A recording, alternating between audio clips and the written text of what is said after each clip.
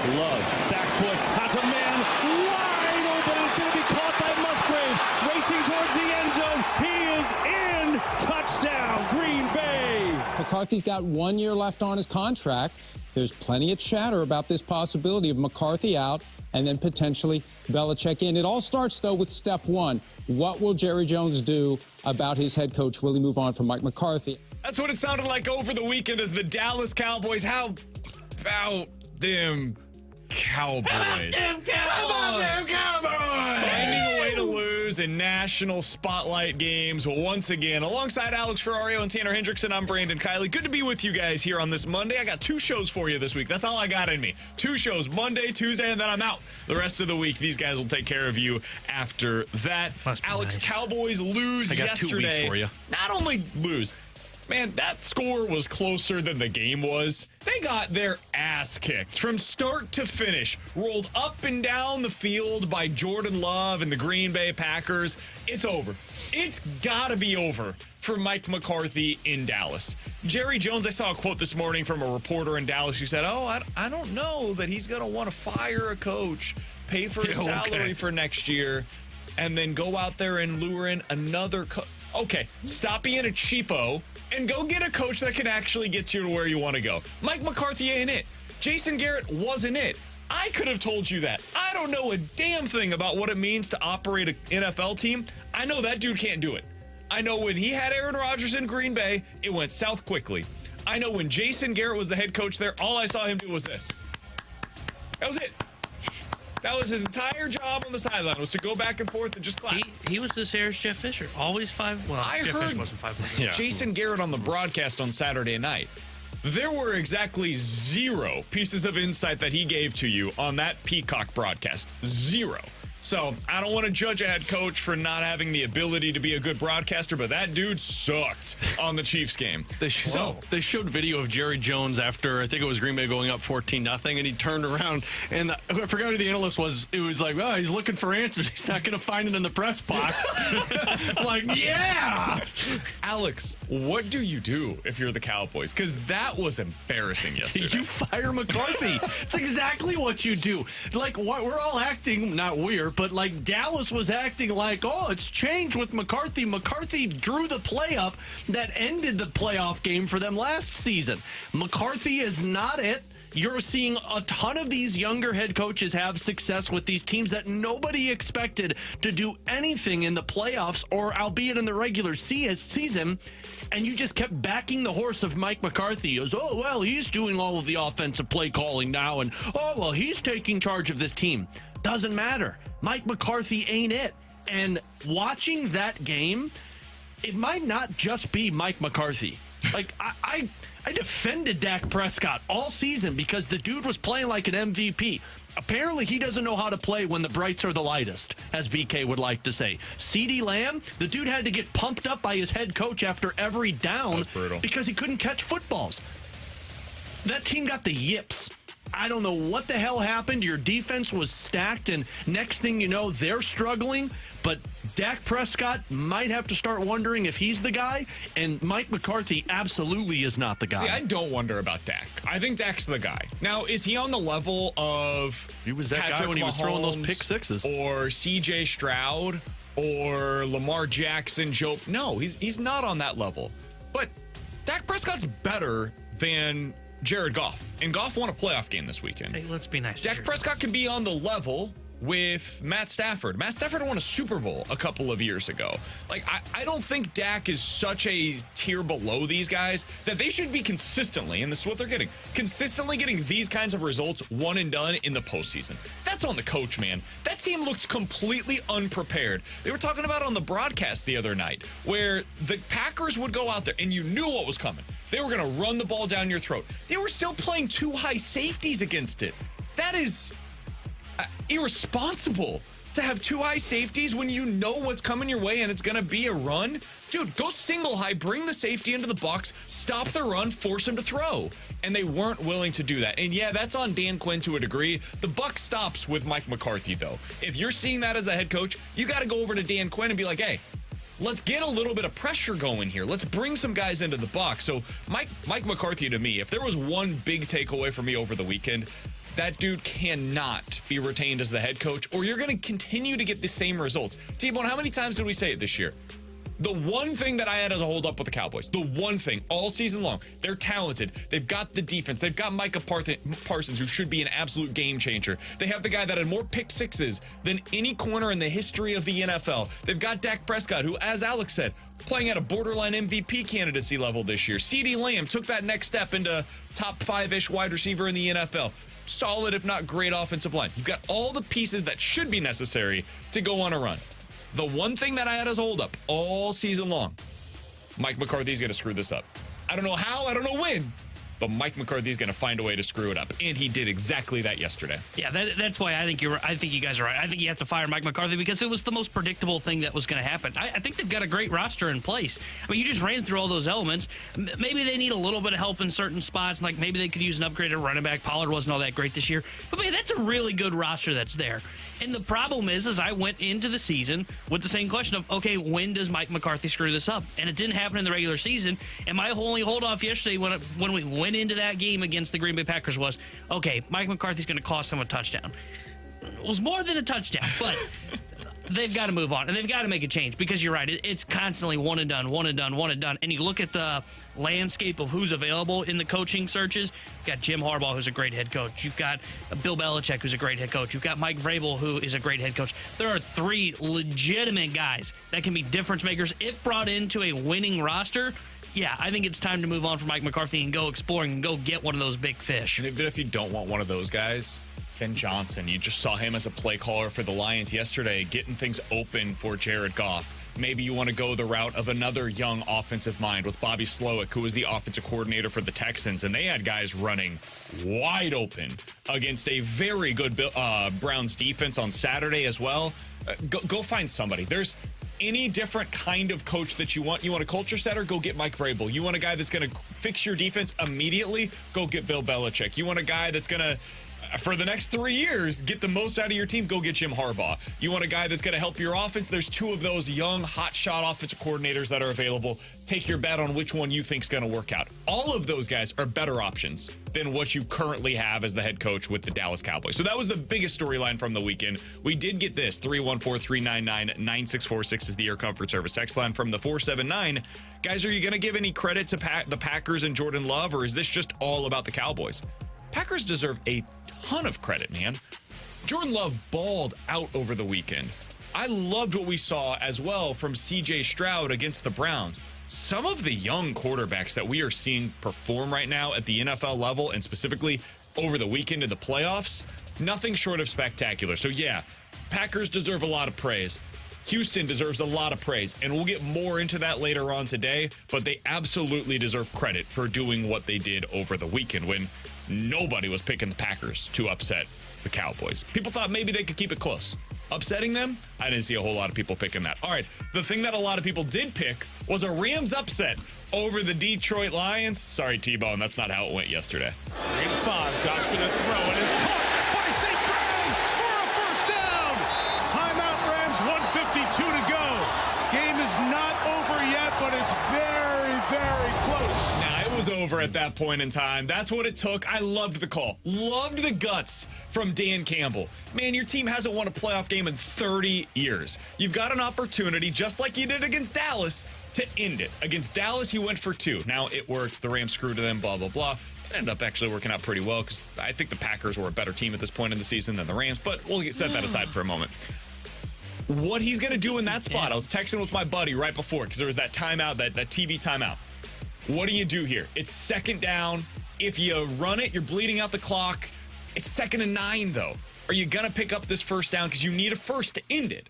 Are you going to punt it back to Matt Stafford when Stafford has struggled in the second half? Rams only scored 6 points in that second half. What do you do here? Said, if I know anything about Dan Campbell, I think he's going to throw it here to end this game and to jab the knife into the brain and kill him, the way that Doug Armstrong talked about. That is the ethos of this Dan Campbell team, and I love it, dude. It is so hard for me not to fall for this Detroit Lions team. Are they a great football team? I don't think so. I think the defense needs some work. I think the offense is really fun to watch sometimes, and then they go through these lulls where there's just nothing going for them. But they are a good team, and they are a fun team. And yesterday, Alex, one of the last great sports stories took place. We saw the Cubs. I know it didn't go over well here in St. Louis, but the Cubs winning the World Series in 2016, one of the last great sports stories. On that same level, to me, was the Detroit Lions putting an end to this playoff drought. 30 years. My age, if you're my age or younger, you have never seen the Detroit Lions win a playoff game until last night. That was awesome. I saw something that Jurassic Park was released since the last time the Detroit Lions have won a football game in the playoffs. So that just goes to show you how long it's been. Dinosaurs. Right now, the two teams that I think were the most surprising, of course, Houston and Detroit, a lot of that is because both head coaches are so freaking likable. Like, we'll get to Houston a little bit later, but that call was the one that I loved. And I know Collinsworth was talking about it as well. When it's 2nd and 9 and you say, bleep me, run the ball twice and punt it and give them 10 seconds, I'm going to throw it down their throat and make sure that not only do they know that we just beat them, but Jared Goff just beat them. And Dan Campbell's a guy that's always got his players' backs. He's always pumping them up. They were talking about how they had to change the whole mindset of Jared Goff. I don't know if Detroit's going to do anything else. Maybe they get bounced in the next round. But one thing's for sure, Dan Campbell is one of the top head coaches in the National Football League right now because he's got the cojones to go out there and say, bleep it, we're winning this game, and if we lose, it's on me. It wasn't just that decision, by the way. Remember the 4th down in the red zone? Yeah. That they decided to go for it and plunged it in instead of settling for the field goal? It was the opposite of what Sean McVay did all day long. Sean McVay was very conservative with his decision-making. And, T-Bone, you've seen this as a Rams fan who still loves that team. That is one of the biggest obstacles that he has to overcome. He's not good with timeouts. You saw that in that game. Came back to bite him. He's not very aggressive when it comes to going for it on 4th down. He actually got better with that in the second half of this season, but last night didn't do it. He reminds me so much of Andy Reid prior to Patrick Mahomes as a head coach. There is, like, if you had to check 100 different boxes for a head coach, he checks like 90 of them. And they're all with like a strong affirmative. But those other boxes come up in a big way in a game like that. Dan Campbell outcoached him yesterday, and that was the reason why the Detroit Lions beat the LA Rams, because the defenses were equal. The quarterbacks were mostly equal. I think you could even make an argument that Stafford was better in that game than Jared Goff was. The receivers, both teams had some big-time playmakers that made big-time plays in big moments. The biggest difference was one of those coaches put his team in a better position to succeed. And it was Dan Campbell, man. Credit to him. I know he made everybody laugh, and we all wondered, like, who the hell is this crazy guy when he was talking about biting kneecaps and stuff when he was hired by the Lions? Apparently that was exactly what this team needed, because he has fit like a glove in that arena. Yeah, he's been fantastic. And you're right, he outcoached Sean McVay yesterday. And the biggest difference was the red zone, too. I mean, the Rams got in there, I think it was 3 times, and they walked out with 9 points instead of going in and punching it in like the Lions did, as you mentioned, and then punting the football bad with their timeouts, which McVay's always been bad at that. Like, that was no surprise that became an issue in that game. But the shocking part for me was McVay being conservative because, like, going into that game, what was the biggest question for the Rams? Yeah, their defense was a question mark, but it was their special teams. Their special teams has been terrible this year, and Sean McVay didn't elect to be aggressive. You guys are right. I mean, Dan Campbell, I think he's a top 3 coach in the NFL, top 5 coach in the NFL, because he's willing. He plays to the identity of that team. Yeah. Aggressiveness. I love the call to throw the ball on 2nd and 9 because he surprised everybody. Not BK, but he surprised. Like, he surprised me. He surprised Raheem Morris, who was calling the defensive plays. Surprised Sean McVay. I enjoyed it, and it wasn't. What would we be saying today if it didn't work? I would have loved it. You would have still been okay with it? Yeah, I would have loved it. Even if they would have lost that game because of it, I would have loved it because the guy doesn't want to play the easy route. He doesn't want to just. Because people criticize the 2-point decision. When he went for it from 7 yards out instead of 2 yards out, people criticized that call. And I understood it, but that's Dan Campbell, dude. He's going to do the thing that he believes gives his team the best chance to win, and that means going for it, putting your foot on their throat and stepping on them and making sure they die. It's not boring football, man. I mean, he goes out there and he says, bleep it, he trusts his team, and I think it's exciting football. It's exciting because it works. Yeah, but the opposite of this, though, is what happened with the Chargers, where Brandon Staley is being super aggressive and it doesn't work, and it bites him in the ass, and then they end up losing to the Raiders to get to the playoffs. Like, yeah, but there's so much more. I love Dan Campbell. I like this no matter if it works or not. We got to be consistent with it, though. If it doesn't work next year and they end up missing out on the playoffs because of aggressive calls like this, we have to understand this is just what you're signing up for with Dan Campbell. And sometimes it's going to work as it has this year. Other times it will fail, like it very well may in the future. And it never worked for Staley. So that's the part that I look at that and I said, like, Staley was more than just being aggressive. The guy didn't seem prepared. His clock management was awful. It seemed like he didn't know what he was doing. Dan Campbell's got all of those locked down, and then it gets down to those big plays, and he says, bleep it. I think that 29 other coaches in the NFL don't make that move. They decide to go textbook route where punt, give him the opportunity, but trust your defense. And instead, he trusted his offense. I think where I probably would have been critical had that play failed is if he would have thrown it again and then it failed. Because then you leave a ton of time on the clock for Matthew Stafford. If they ran the ball one more time. I think they would have ran the ball. Yeah, if they ran the ball one more time, like the Rams get the ball back with what, like probably 30 seconds left on the clock. Less. And look, maybe Stafford beats you, but at that point, hey, tip your cap to Matthew Stafford because he's going to run the Rams down the field with no timeouts in 30 seconds. Yeah, I would have been critical had it failed twice and it was 2 pass attempts like Mike McCarthy doing that in that game against the Lions. On second and 9, and when they threw that, if they stopped the ball there, that ended up taking 6 seconds. If they stopped it there, they would have ended up having about a minute and 10 seconds left whenever the Rams got the ball back.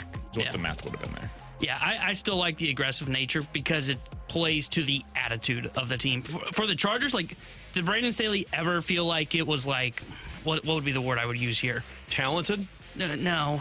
When I think of Dan Campbell, I think city of Detroit, that grind it out. We're going to just punch you in the throat and we're going to keep going mentality.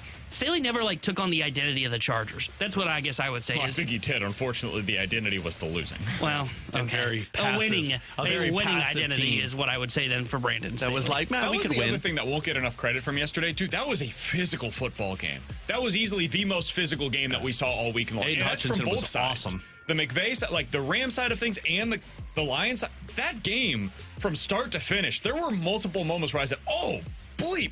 That was a huge hit. When Higbee almost lost his leg. Well, apparently it is a torn ACL. Is it? You saw that thing bend. You saw that puppy bend the wrong way. I couldn't believe he walked off. Absolutely shocking. A good weekend of NFL football, all things considered, mostly with the storylines. The games weren't great. We really got one good game out of it, and it was the Lions versus the Rams. Otherwise, Texans took care of business from the very get-go against the Browns. Chiefs were never really in question in that game against the Dolphins, and the Packers, from the start of the first whistle, you knew they decided to take that opening kickoff, which I loved. I loved the decision to take the kick as opposed to defer to the second half. Go ahead and get yourself up early as opposed to playing from behind against that great Cowboys pass rush.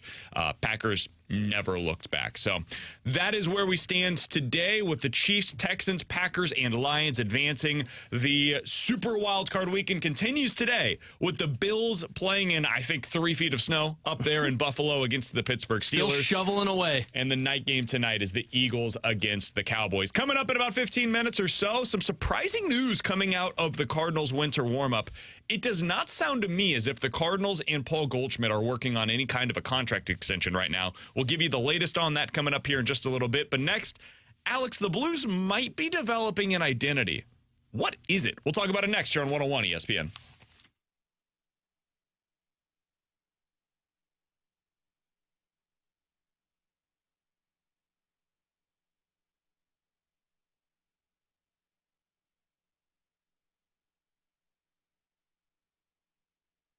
Alex Ferrario with you to talk about my dentist, 100 West Dental. New year means it's time to focus on your health. And when I say health, you probably don't think dentist. But look, if you've got bleeding gums when you floss or when you brush your teeth, if your teeth are sensitive or you get this weird taste in your mouth, all of those things could be long-term issues with your overall health. And that's why I love Dr. Pryor and his team at 100 West Dental, because they're all about the preventative procedure. It's not just the casual dentist that says, open up, no cavities, good to go. I can speak to that because I had that dentist and missed a tumor, lost 7 teeth, had massive surgery, was a nightmare. I don't have that worry anymore with my dentist at 100 West Dental. They got a brand new office off of Manchester. It's up to date with the most modern technology, and they have patient experience at the front of mind. And if you're in the market for Invisalign, they've got a digital scanner that can show you a simulation of what your teeth will look like before you even go through with it. And if you do, They can give $1,000 off of your Invisalign package if you just mention my name, Alex Ferrario. So go check them out, 100westdental.com. Get with the best at 100 West.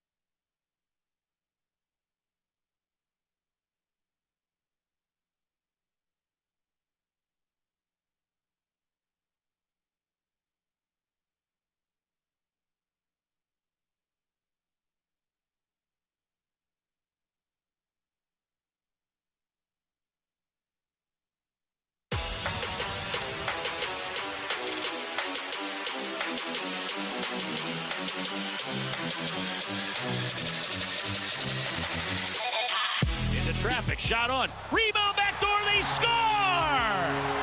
From Cairo to Neighbors, and Neighbors ties the game. 9:03 to go in the second period, and it's a 2-2 game. Power play goal for the Blues. Braden Shen back to Perunovic, pass not where he can shoot it. And now they do, he shoots and scores! Sundqvist with the deflection in front, and some justice as the Blues tie the game 3-3. Stealing it, Cairo backhands the puck to Robert Thomas. Thomas trying to send it ahead, eventually gets tripped up, and the Bruins come in 2-on-1 on Parayko. McAvoy to the middle, shoots and scores. Boston gets the overtime goal, wins the game 4-3.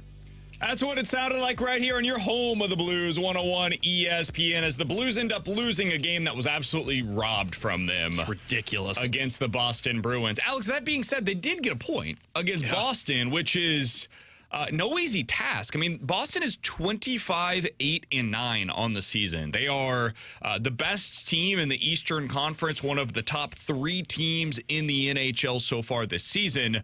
And it's just a continuation of the Blues playing really well through this stretch of games against legitimate contenders, the Stars, the Avs, the Penguins, the Canucks, the Hurricanes, the Panthers, the Rangers, and the Bruins.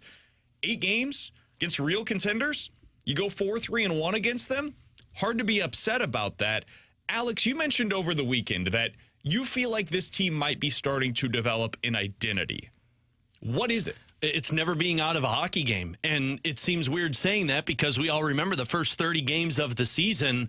every time the Blues would allow the opponent to score, they would lose that hockey game. And you're thinking, okay, well, we know the recipe for success. You got to score first. Well, that recipe has changed with this Blues team. We know they've been in tight games, a lot of these one-goal games, 2-1, 4-3, whatever that might be. But I looked at this because they tied the game 3 separate times in that one against Boston. Like, Boston took the lead 1-0, 2-1, and 3-2, and the Blues tied all 3 of them. They have allowed the opponent to score first 7 times since Drew Bannister has taken over, 13 games. 6 of those 7 times that the opponent has scored first, they've tied the game. And that's the only one that they didn't was that Tampa Bay Lightning game, and we all can remember that was an anomaly with this team, that 5-1 loss. So every single time that the Blues might get down, these one-goal games, it's instilled, at least for me, the belief that, yeah, this one's not over yet, which throughout the first 30 games of the season, 1 went in, and I'm like, cool, the next 2 are going to come, and this Blues team's going to be down by 3 goals. They've found the way to stop that snowball in games, and the identity that I'm kind of wondering if they're starting to figure out is a team that realizes they've got the confidence and know that their game can put them back into a hockey game. They know how to stop the opponent's momentum after they score and push back, which has been really impressive. They're a team that cares. That's what I'm willing to say. Like, they're a team that clearly goes out there and competes on a night-in, night-out basis, and we couldn't say that over the last year and a half. There were far too many nights where they'd go out there and they'd hope that they could get the first goal, and if they did, all right, let's go ahead and play now. And if they didn't, they just quit. Yeah. Far too many nights you could just see it. Their will died the moment that first goal went in. And that's not happening any longer. And I think that's a really important thing to take place in the midst of a retool, but that's really as far as I'm willing to go right now. I still don't know how good this team is. And I don't think that should come as a shock to anybody. It's not even necessarily a bad thing. I don't think they're overly talented right now, Alex. Like, you look at their lack of depth of scoring. This is a team that doesn't contend with some, like the Boston Bruins, for example, when it comes to the number of options that they have to throw at you to score goals. But they're still finding ways to compete with them. And I think that says a lot about Drew Bannister and what his message is and how it's been received by those guys inside of the locker room. I think it also says a lot about your goalie. I think it says everything about your goalie. I think right now what your identity really is hot damn, Jordan Binnington is playing at a borderline all-star caliber level. I'm not there yet with him because there was that dip-off in the middle of December where I think the guys that are playing at the best this season have been consistent from start to finish. But, man, when that guy is in there in net, and I was the one that was saying I would have gone to Hofer on Saturday against Boston because I would just concede that game and then hopefully you give yourself the best opportunity to beat Philly tonight.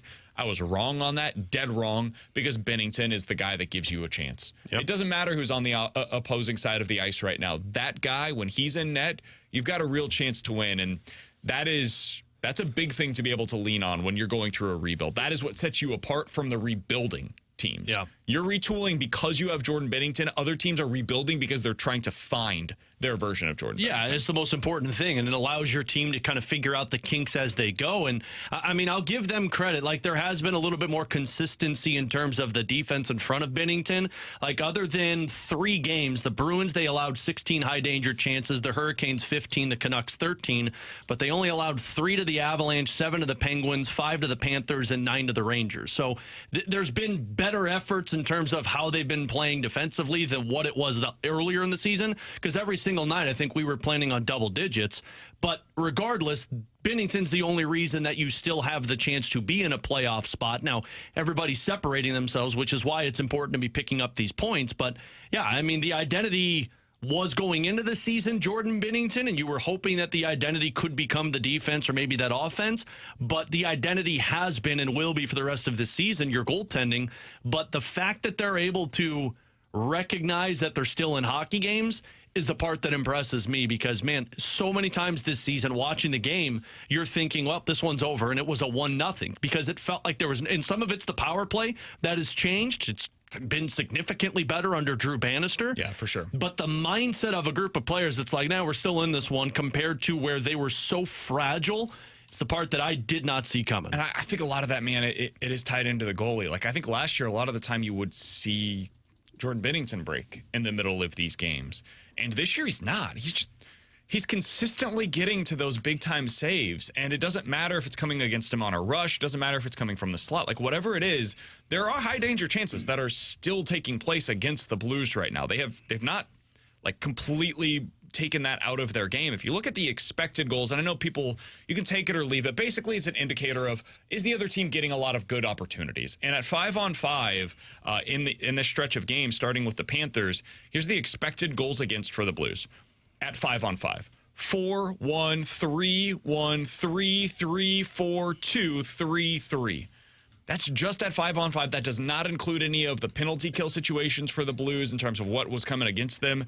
They're still giving up on average about 3 goals against per game by the opportunities that are coming against them. But because of the way that Jordan Binnington is playing right now, it's closer to 1 or 2 in those games where they're supposed to be giving up 3 or 4. That speaks incredibly highly of the job that you're getting right now in net from Benner, and it extends. Husso right now is playing Hofer. really. God dang it, Hofer right now is playing at a high level as well. So I think that's been the biggest change for them is they're just getting better goaltending, man.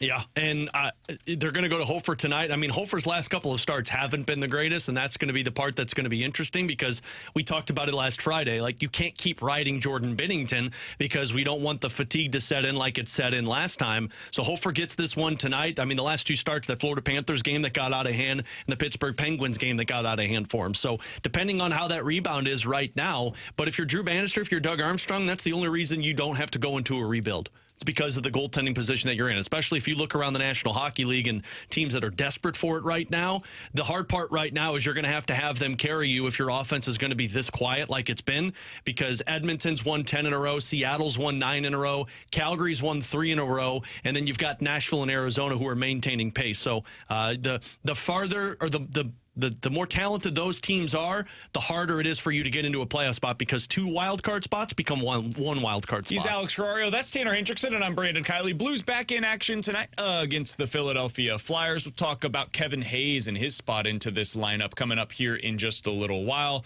Blues versus Flyers tonight. Pre-game coverage with Alex beginning at 6 o'clock. Puck drop for that one at 7 right here in your home of the Blues, 101 ESPN. Coming up in about 15 minutes or so, 314-399-9646 is the Air Comfort Service text line. We'll get to some questions and answers. But next, the Cardinals made it very clear over the weekend there are no extension talks that are taking place right now between the team and Paul Goldschmidt. And it sounds like that is a decision that has been made from both sides. We'll explain why we think that's a good thing coming up next here on 101 ESPN.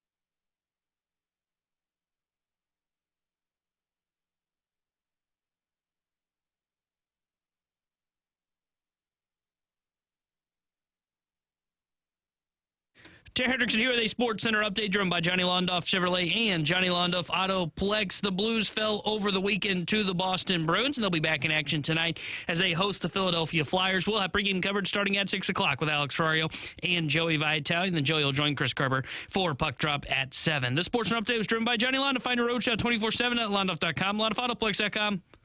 Are you kidding me?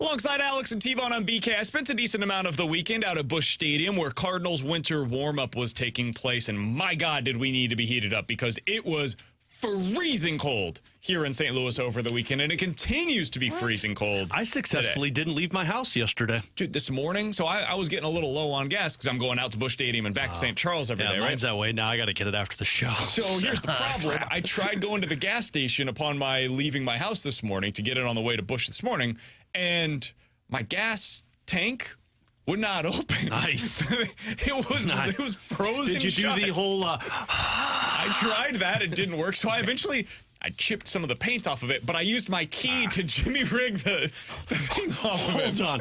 You keyed your own car so you could get gas? Man. I had to go talk to Ollie Marvel. I'm dedicated to your people. I would just said, you know what, Ollie, it's not worth it, but instead we're going to key my car. I haven't been able to open my mailbox for 4 days. I haven't chipped away at it. I was going to have to open up my gas tank one way or another to either get here or to Busch Stadium. So I opened my garage this morning and it was like, I'm like, it's going to break. It's going to fall off of the holder because it's so cold outside. It's game over for all of us. And it might be game over for Paul Goldschmidt in his time here in St. Louis if things do not go well for the Cardinals or for Paul Goldschmidt this season. Alex, I thought one of the biggest quotes, one of the biggest headlines to come out of this weekend in our conversations with players, executives, etc., was John Mozeliak when he was asked about the possibility of a Paul Goldschmidt extension and if that is a priority for the team right now. Here's what John Mozeliak had to say.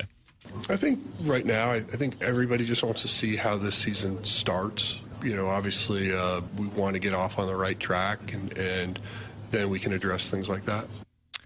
He then continued to talk about this, Alex. He was asked a follow-up question when saying, like, so is this a Paul Goldschmidt decision? Is it a Cardinals decision? Who is hesitant to move forward with extension talks?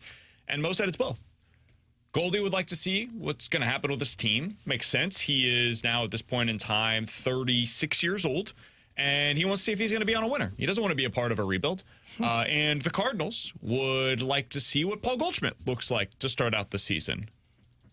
I'm surprised by this, candidly. I thought that they would get this done prior to spring training coming to a conclusion. Alex, we know how this works. You get down to Jupiter, they set up the chairs, it's 50-mile-an-hour winds outside, and you're fighting to hear any of the things that John Mozeliak is saying about the newly extended Paul Goldschmidt. Bill DeWitt's hair's going crazy.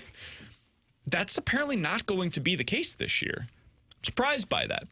What did you make of this news that came out over the weekend that the Cardinals are not prioritizing, at least at this point in time, a Paul Goldschmidt extension? Surprised, absolutely, but I'm glad that that's the way they're going about this. I don't think the Cardinals are in a position to sit here and hand out extensions, whether it be what they say financially or talent-wise. I mean, look, I understand Paul Goldschmidt was the MVP 2 years ago, but Paul Goldschmidt also declined last year. Is it a one-off?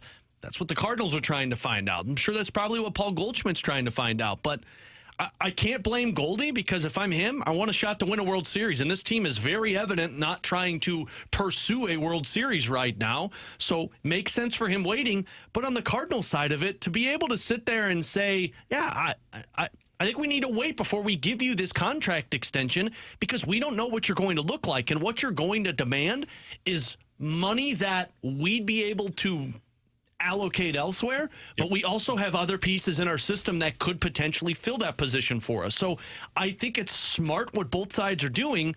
And just to kind of make the comparison, I know people don't like the way that Doug Armstrong handled it, but he did handle it with a lot of the free agents where he said, let's see what this looks like at the end of the contract. Those guys weren't 36 years old. Those guys weren't going into the twilight of their career. This has a lot of Ryan O'Reilly vibes to it. It does. And a lot of O'Reilly Ryan Backus vibes. was kind of what I was Backus thinking. is the one that I think makes the most sense, but I think it's smart for the Cardinals. Now, the bigger issue with me here, and I can't get pre-mad, BK, I know, but is you can't try and sit there and say, well, we want to see how this goes, save the money, but then not spend it to make your team better once he walks. And I don't think it's that. I don't think that's what's happening here. I think what's happening is the Cardinals want to find out if he still got it. Because for much of last season, Goldie was a good player, not a great player when it came to his hitting. He ended the season with an 810 OPS. That's good. You'd like to have that on your roster. It's kind of what I'm expecting this season out of like 4 different players on the Cardinals roster, though. Not named Paul Goldschmidt or Nolan Arenado.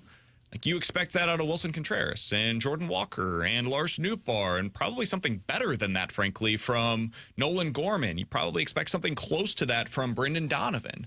If I'm expecting that kind of an OPS from those guys that I just mentioned, man, those guys aren't $25 million players.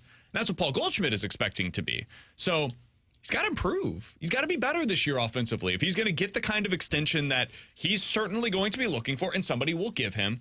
And if he's not, I think it's possible that we end up seeing, and this is the first time I've even acknowledged the possibility because I've laughed at it, frankly, previously.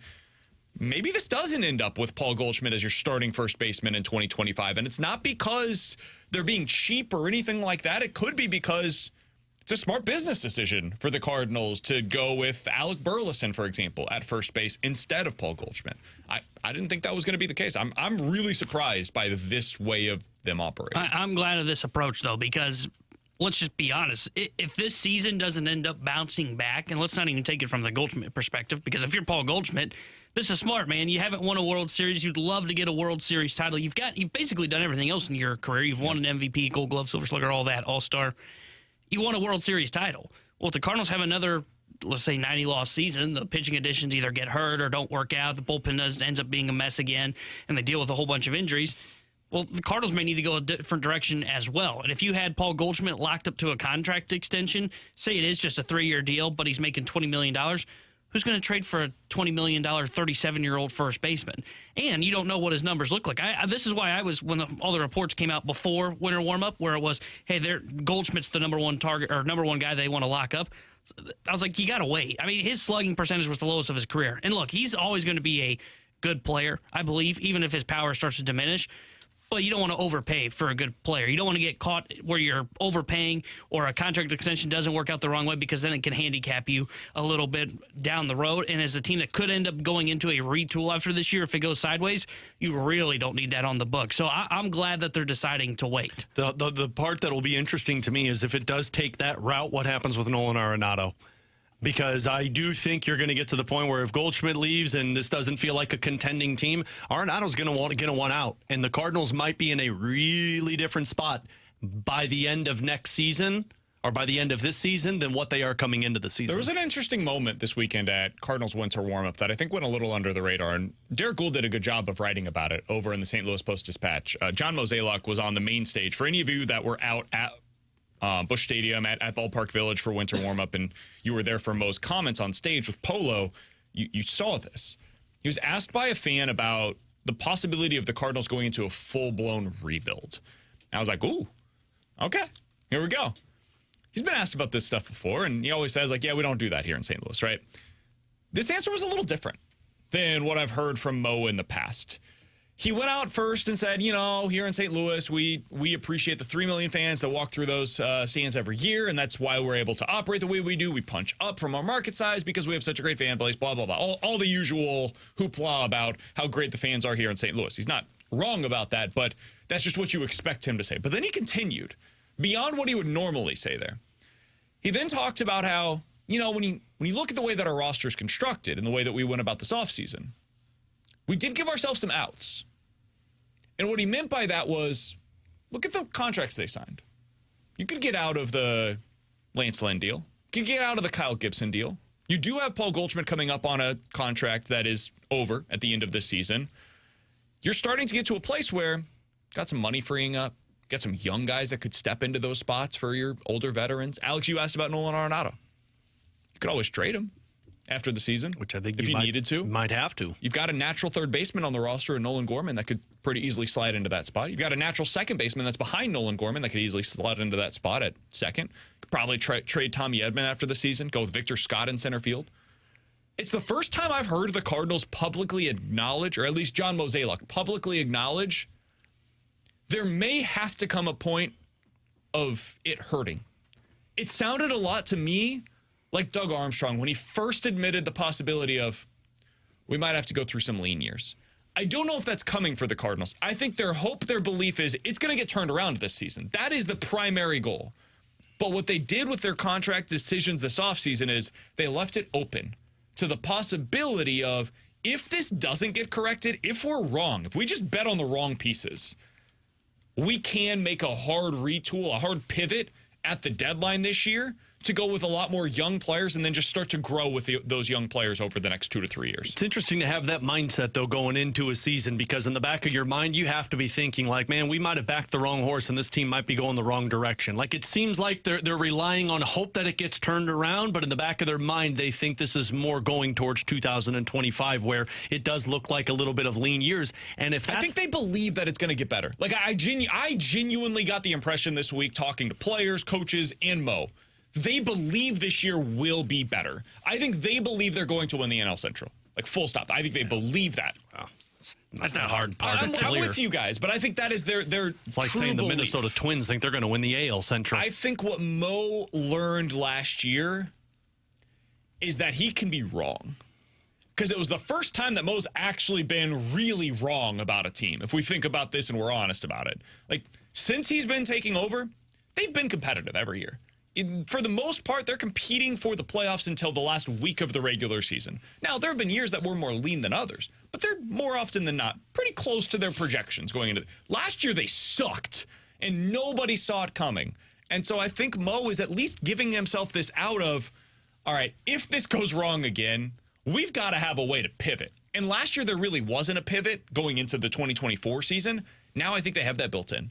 And that's why he made the comment that he did, is he just wanted to leave the breadcrumbs there in case things go awry. I don't think they're expecting that. I don't think they're planning for that.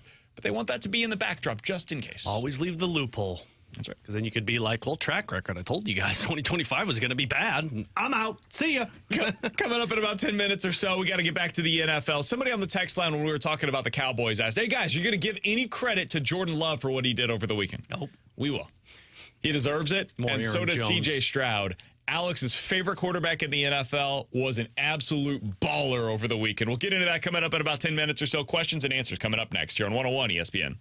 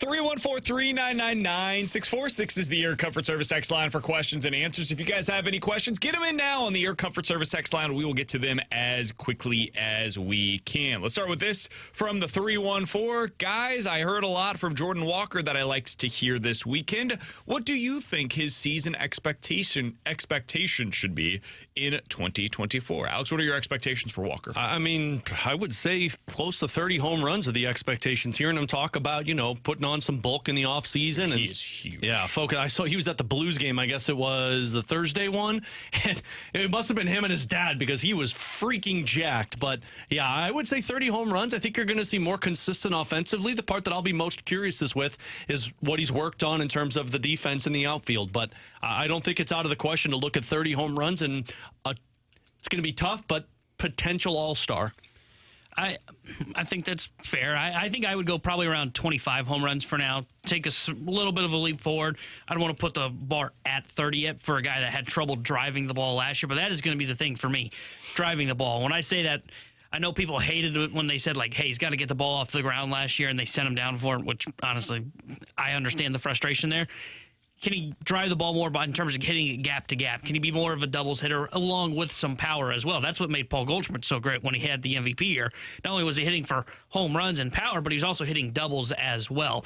And I think that's the thing that I'll be keeping an eye on for Jordan Walker, along with the defense, as you mentioned. Can he at least be average? I think that's the goal. Can you at least be an average defender? And I think the hope would be he's around that 810 OPS that we were just talking about lately. If he can be there, the Cardinals are in great shape. I think Jordan Walker has a pretty good chance to be late career Matt Holliday for the Cardinals. The guy that was hitting between 270 and 300 and hitting 25 bombs a year. I think that is Jordan Walker at his best, where he's going to hit for average, he's going to get on base at a pretty good clip, and he's going to hit for power. And I think he's got a pretty good chance to play average defense this year. Apparently, he's been working every single day down in Jupiter this offseason with Jose Oquendo. If there was anything you could hear this offseason, it would be that. Jordan Walker, side by side, Jose Oquendo on the field every day in the outfield. That is a positive. Ollie Marmol said today that the first thing he did in the offseason was call Jose Oquendo and say, are you available to go to the field a lot this offseason? Oquendo said yes. He said, your project for the offseason is to work with Jordan Walker on fielding. Oquendo's like, son of a, I can't have a freaking offseason. So that's a positive as well. I think he's going to be a 275 hitter this year with 25 home runs. And that is one hell of a guy to have in right field if he's playing average defense. All right, from the 314, if you were Jerry Jones, what would you do to fix the Cowboys this offseason? Go get Bill Belichick. Yep. I mean, that's if you want to win now, that's your best hope at winning right now. It's either Belichick or Mike Vrabel. Those would be my two options. I don't think anybody else kind of gets you to that point. Anybody else might help you long term, but right now it's one of those two. I would go Belichick as well. I would probably too. I'd throw Harbaugh's name into that as well. I think Harbaugh could come here with that roster and have serious success for 3 years, and then it would probably flare out. The thing that I'll be curious to know, though, if you're Jerry Jones, because he's the general manager as well as the owner, are you willing to give up some power? And I don't know if Bill Belichick is willing to just be head coach. I would think he'd want some say in player personnel. Same with Jim Harbaugh. But I think you're right. I think you fire Mike McCarthy and you go out and you go get a legitimate head coach to help you win. All right, final thing here from the 314. Guys, if you could lock in a 3.5 ERA right now from Sonny Gray in 2024, would you do it or would you hope for something a little bit more? I've got to hope for something more. I think you signed him to be something better than that. There were only 16 qualified pitchers last year that had a better than 3.5 ERA. For a little context here, that is roughly what Zach Eflin did last year for the Rays. Guys with a worse ERA last season in the regular season include Zach Wheeler, Pablo Lopez, Logan Gilbert, Spencer Strider, for example. They were all below, or I guess above technically, a 3.5 ERA. I'd probably lock it in. I think I would take that. No, I'd hope for more. I mean, 3 of the last 5 years, he's been below that mark. And one of those years was in Cincinnati, which is incredible. I'd hope for more because I don't know if you got a guy that on the rotation that can do that. The rest of the staff probably can't get below 3.5. Now, if you would have told me Miles Michaelis for that number, sure. Yeah, I'd like that. Any other pitcher on the staff, if you could lock him into a sub-4, I would do it. He's not sub-3.5. There's probably some concerns in that rotation. I don't know if you're a playoff team if he's not sub 3.5. Coming up in 15 minutes, we'll get into a game of in or out. You give us a scenario. We'll tell you if we are in or out coming up in just a little bit. But next, C.J. Stroud and Jordan Love opened some eyes over the weekend about their potential. How far up the list of the best quarterbacks in the league are we willing to put those two? We'll talk about it next year on 101 ESPN.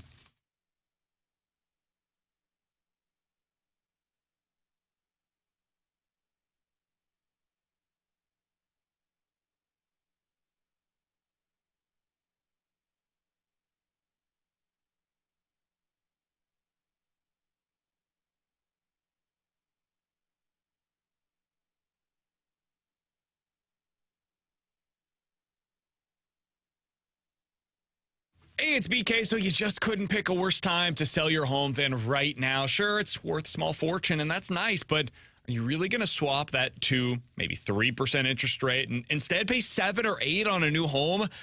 Probably not. You don't have to with the Get Paid and Stay program for Truehold. With the Get Paid and Stay program, Truehold will buy your home right now at its best current value, and you get to bank all of that cash right now.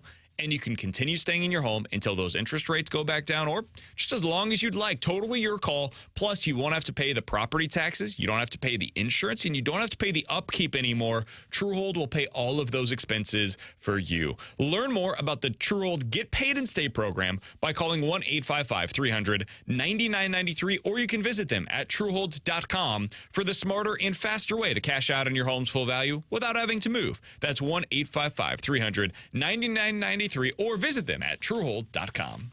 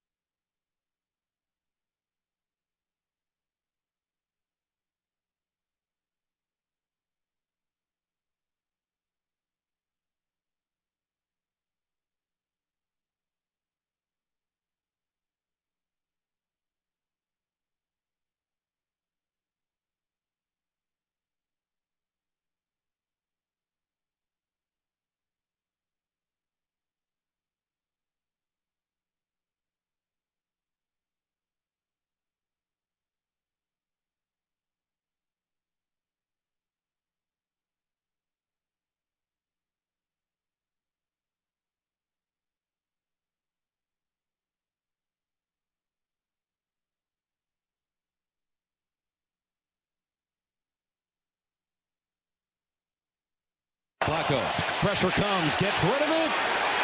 It's picked off. Steven Nelson takes it away, and he's looking to go the other way. Nelson has a convoy down the sideline. Touchdown. That's what it sounded like on NBC as Joe Flacco turned into a pumpkin against the Houston Texans. Alongside Alex and T-Bone, I'm BK. Yeah, BK and Ferrario here on 101 ESPN. The bigger storyline in that game, though, I thought was C.J. Stroud, who was spectacular. And Alex last week said, hey, if you put every quarterback in the NFL into a draft and you said you could have any of these guys for the next 10 years, Alex would take C.J. Stroud #1 on that list. And over the weekend, if you called him crazy last week, and I think he's a little out of his mind for not taking Patrick Mahomes, there was at least some evidence in favor of C.J. Stroud, who went up against a really good Cleveland Browns defense and shredded them apart from start to finish. And he was not alone.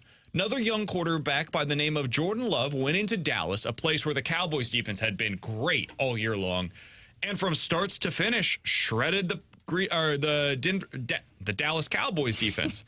Alex, when you think about what we saw from Jordan Love, from C.J. Stroud, what did those guys do in terms of opening your eyes about what they can be and, frankly, what they already are? I mean, both showcased being franchise quarterbacks for their team. I mean, I was very skeptical with Jordan Love, and I can't deny what he did in that game. That was really impressive. And I know from like, what was it, week 9, the rest of the season, he was the best quarterback in terms of touchdowns thrown. And quarterback rating, I think. Yeah, part of me was like, yeah, okay, but they weren't the toughest opponents. But, man, to be able to do that against that Dallas defense and just pick them apart was very impressive for Jordan Love. But C.J. Stroud was still the one that impressed me the most, mostly because the guy doesn't have any of his weapons.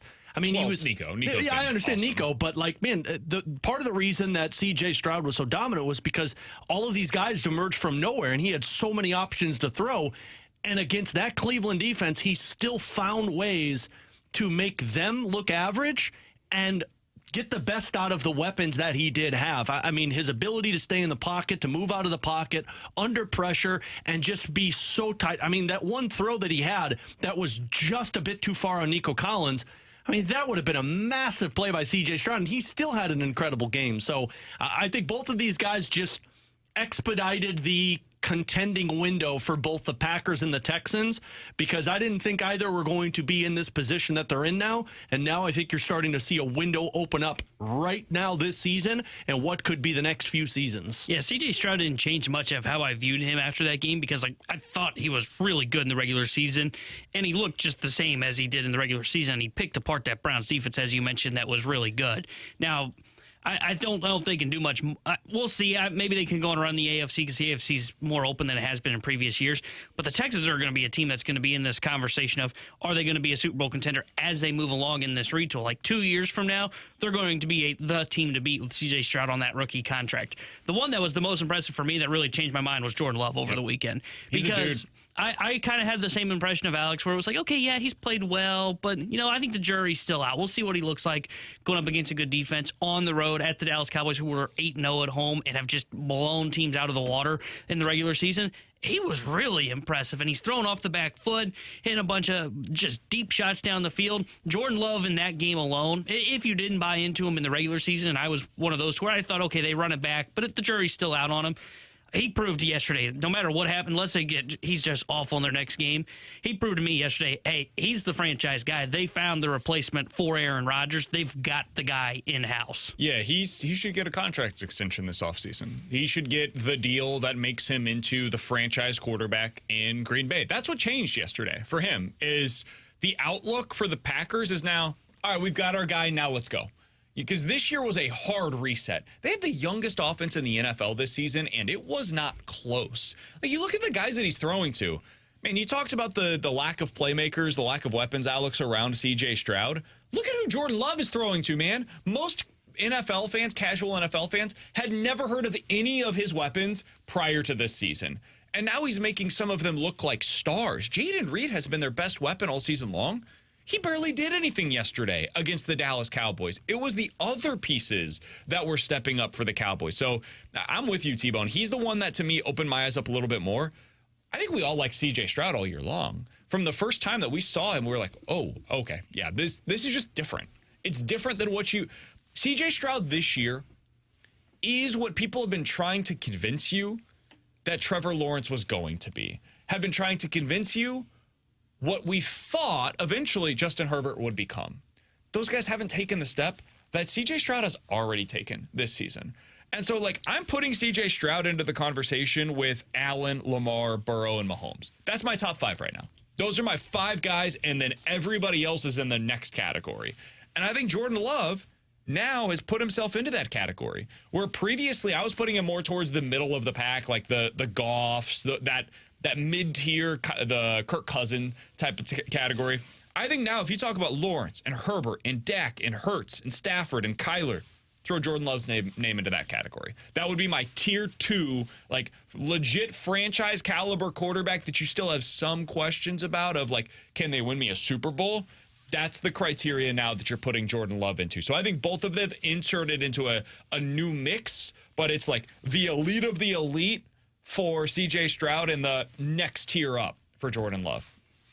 I'm really curious to see what Green Bay does now moving forward. Like you said, now that they know they got their guy, I mean, you've got a decent offensive line. The weapons have looked good this season.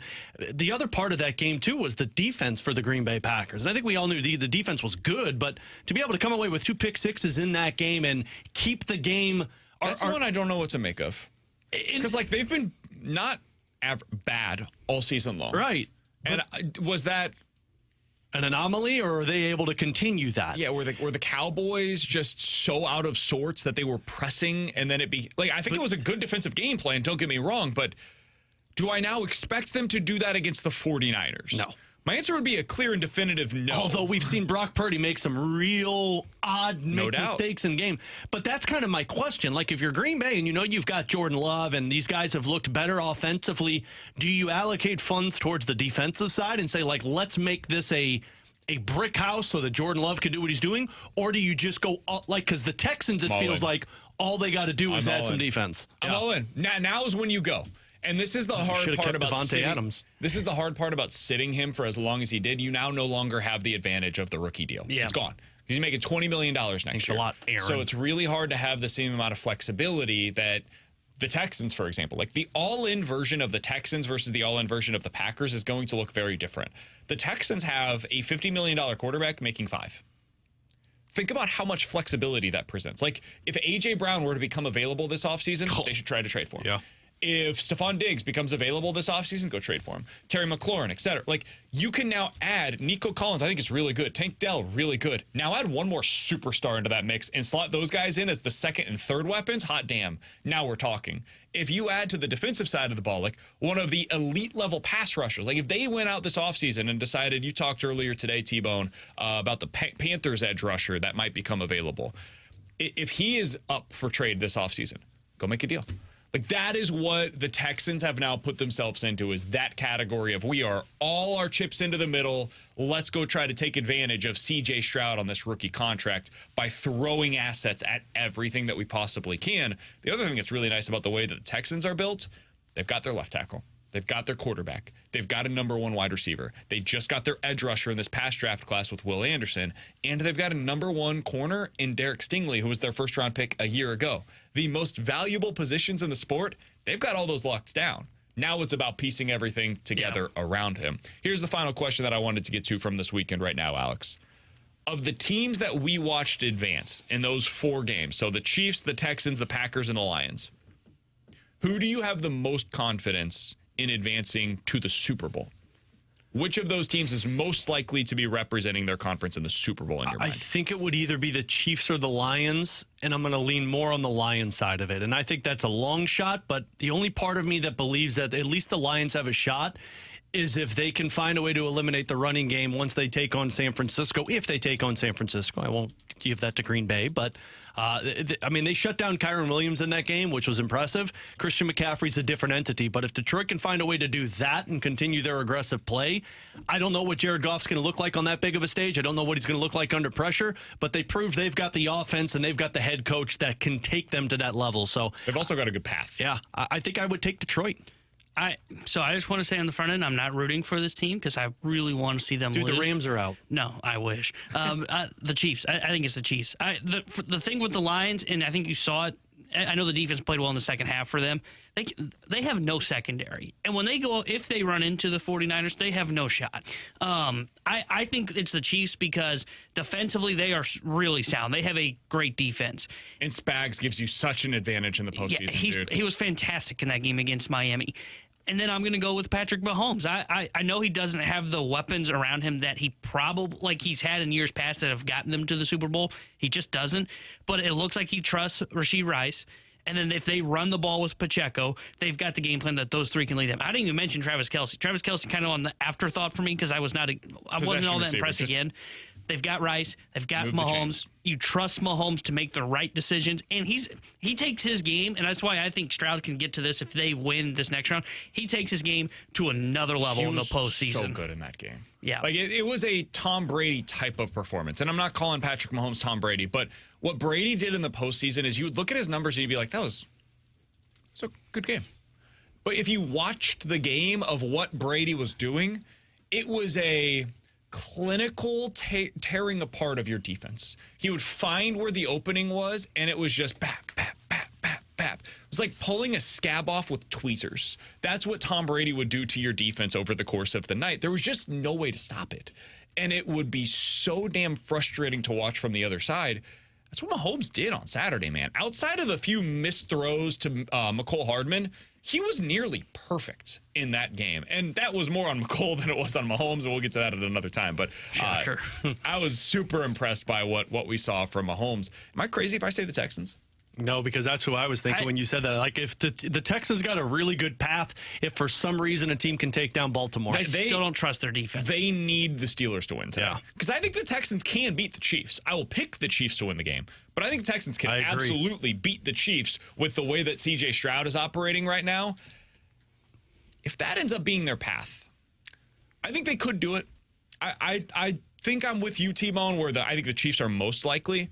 I think the second most likely is that it's the Texans. I think the 49ers are coming out of the NFC. I'd be just so shocked at this point, given their path. The fact that they don't have to play the Cowboys anymore. I know that the Cowboys lost, and so like we have to pretend like they're a terrible team, and they were all season. The Cowboys were good, man, and they're super talented. I think they could have beaten the 49ers. I don't think the Lions or the Packers can beat the 49ers. I just don't see it. So, I certainly don't see anybody from today's game between the Bucs and the Eagles taking on the 49ers and beating them. I think those two teams could just say, like, hey, we're good, we'll step away, and you just let the NFC Championship take its course. We're opting out of the postseason, actually. Our season, we finished on a high note. We got to win today. Can we just we just fast forward to Lions versus 49ers? This should be a bowl game. Where they're like, hey, this is the final game that the Eagles and the Bucs are playing. We actually gave the 49ers a bye to the NFC Championship game. Next week, it's going to be the Packers versus the Lions for the right to play the 49ers. Let's see how that ends up going. Yeah, I'd like to omit the Phillies and or the Eagles in Tampa game because that's just not going to be fun. He's Alex. That's Steve-O. I'm BK. Coming up next, a game of in or out here on 101 ESPN.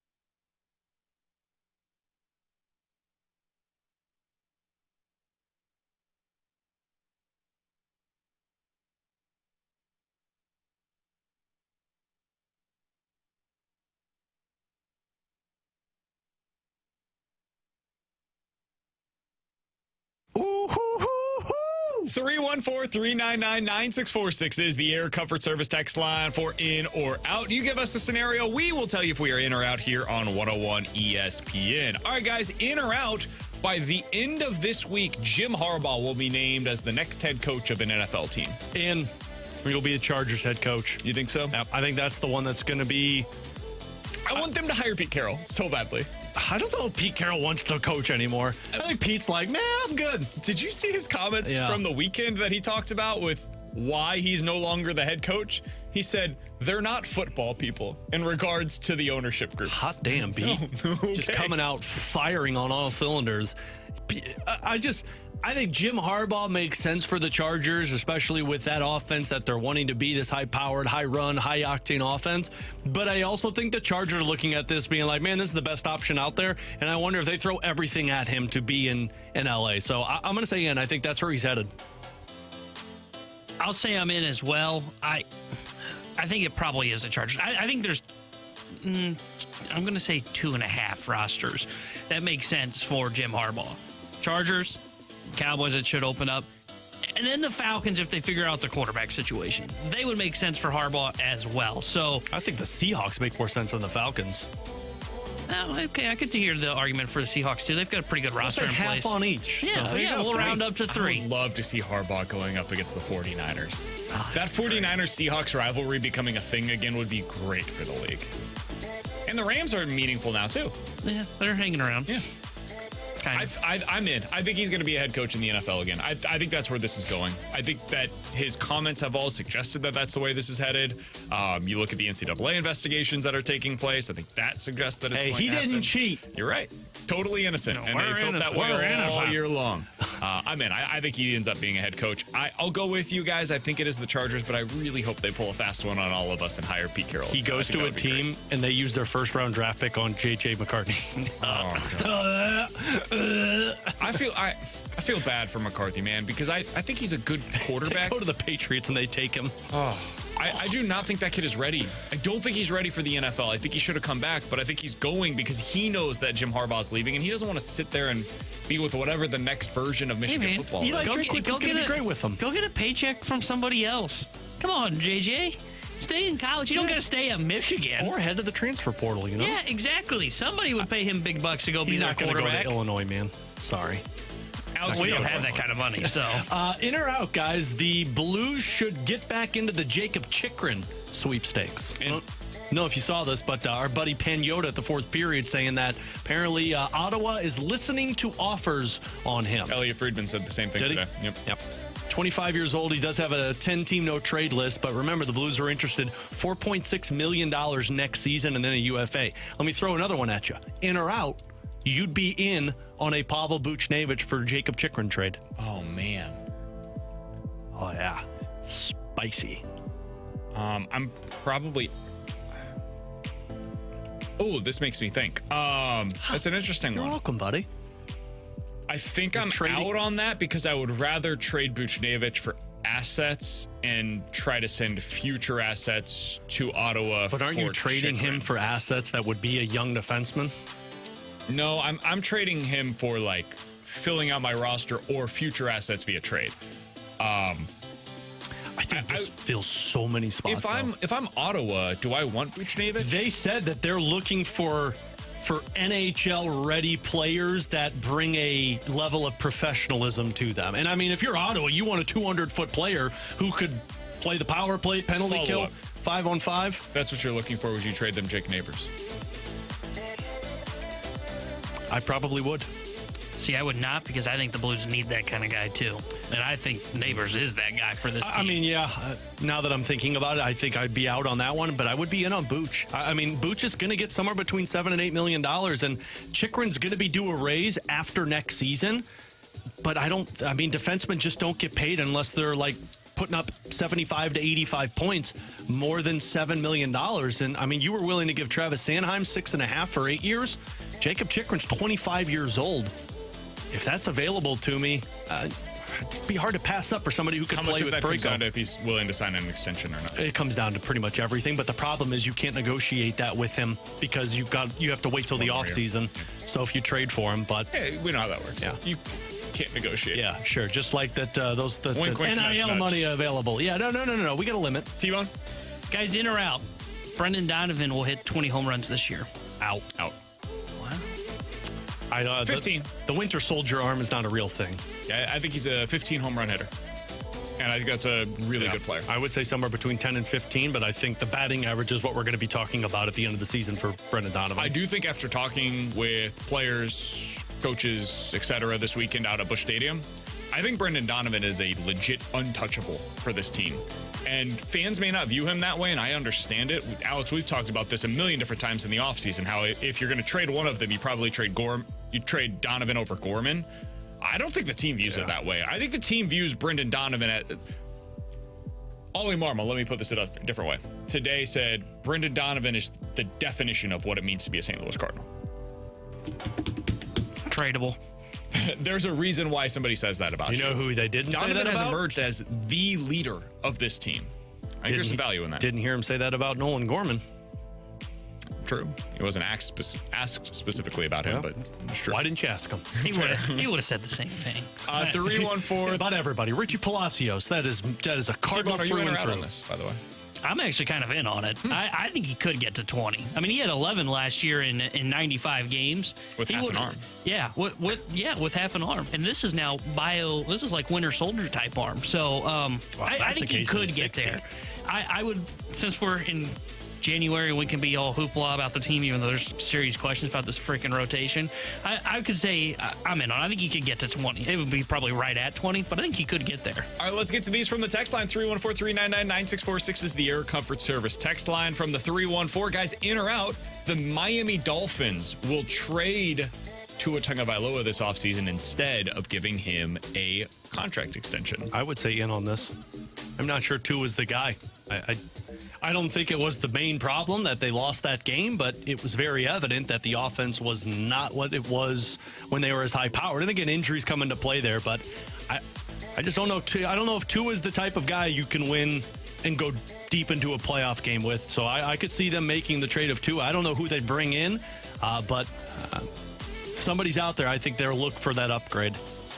I'm going to say out, even though, I think it was Mike Sando presented this today in The Athletic. What about trading Tua and then, signing a Kirk Cousins, which was kind of fun, but I view those guys as, the same guy. And one of them's much younger.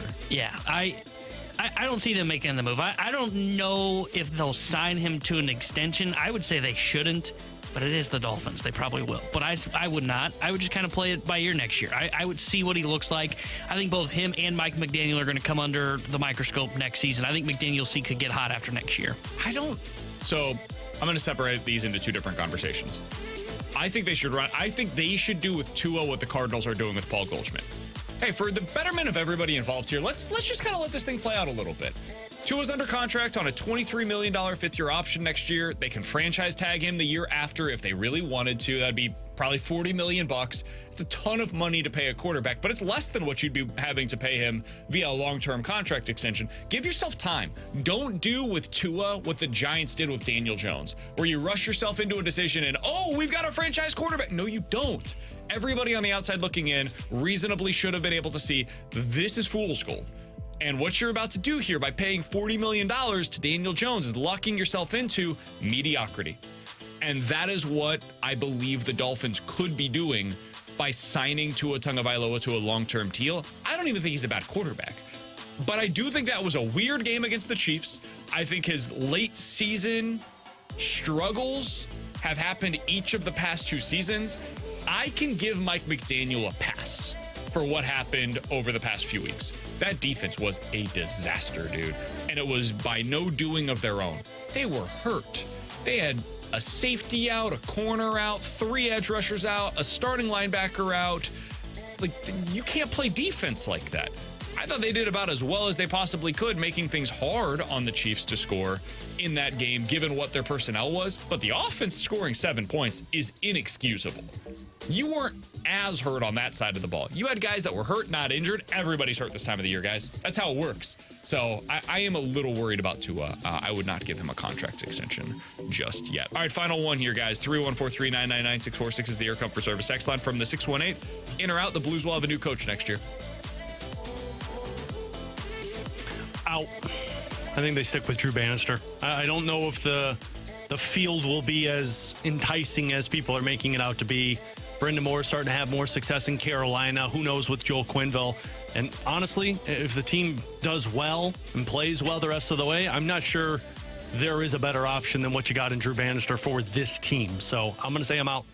I think I'm out too. I think Bannister's the guy. I know they're not winning at a great level. Like they're not like winning 6 out of 7 out of 10, going on a run that can really solidify their spot in the playoff picture. And I honestly don't think they're a playoff team. But I think right now in the Western Conference, they're not compared to what these other guys are. Considering where they were at the end of the Berube era, and I don't think this was on Berube, it was, I looked at that team and I'm like, because they just don't have any winners on the team. I even said on here, I was like, because they don't have guys that want to win. It's like a 9-to-5 for them. I don't feel that way anymore. They are competing night in, night out with a diminished roster, but they've got some pieces that are really solidifying. They've got a number one line that looks great. They've got a number one defenseman. They've got a number one goaltender. I think Bannister's the guy. I think they hire him. I don't think they go outside. Might as well. I think they have the guy already in charge. I think that's one of the biggest things that I've learned in this 8-game stretch. They're buying in. Yeah. They are bought into what Drew Bannister is selling. How long will this last? That's what I was going to say. But you're going through a retool right now. If it doesn't last more than 3 years, then Drew Bannister is the guy that gets you through the retool. And frankly, if I'm Drew Bannister, this is a good opportunity. I'm getting an opportunity to show I can be a head coach at the NHL level. We know how this works, guys. Head coaches at the NHL level get recycled every 3 to 5 years. And then they go on to the next job. They are hired mercenaries. And that's what Drew Bannister could be for the Blues. Come in here, help us through this rebuild for the next 3 years. And even if you're not the long-term answer as head coach, then we'll go ahead and turn our attention towards whoever that guy is 3 years from now. The part with him, too, is when you think of all these young players coming in the next couple of years, look at what he's done in terms of progress with Jake Neighbors, with Matt Kessel, with Scott Perunovich. Like, if you're getting the best out of those young players, that's the guy you want when Snuggerud, Dvorsky, and all these other guys show up and start to play with your team. Coming up in 15 minutes, we're diving into a game, or we're diving into the latest edition, rather, of the Junk Also Drawer. a game. But the next. The Cardinals are entering a real-life succession plot. Vacation mode. I'm going to try to do better coming up in the next segment here on 101 ESPN.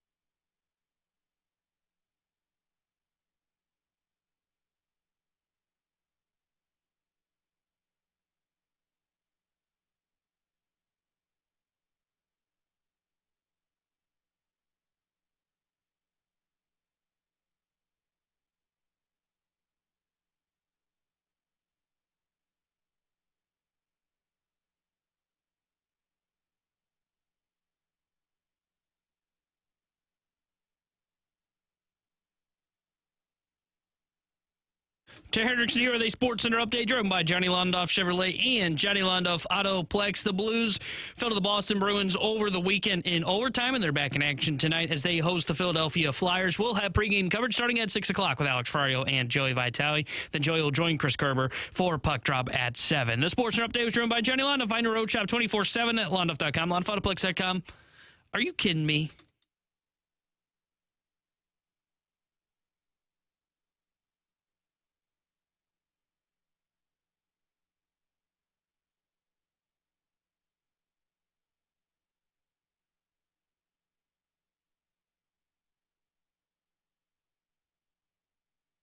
One of the big offseason discussions that we had, guys, was, all right, what's it going to be like?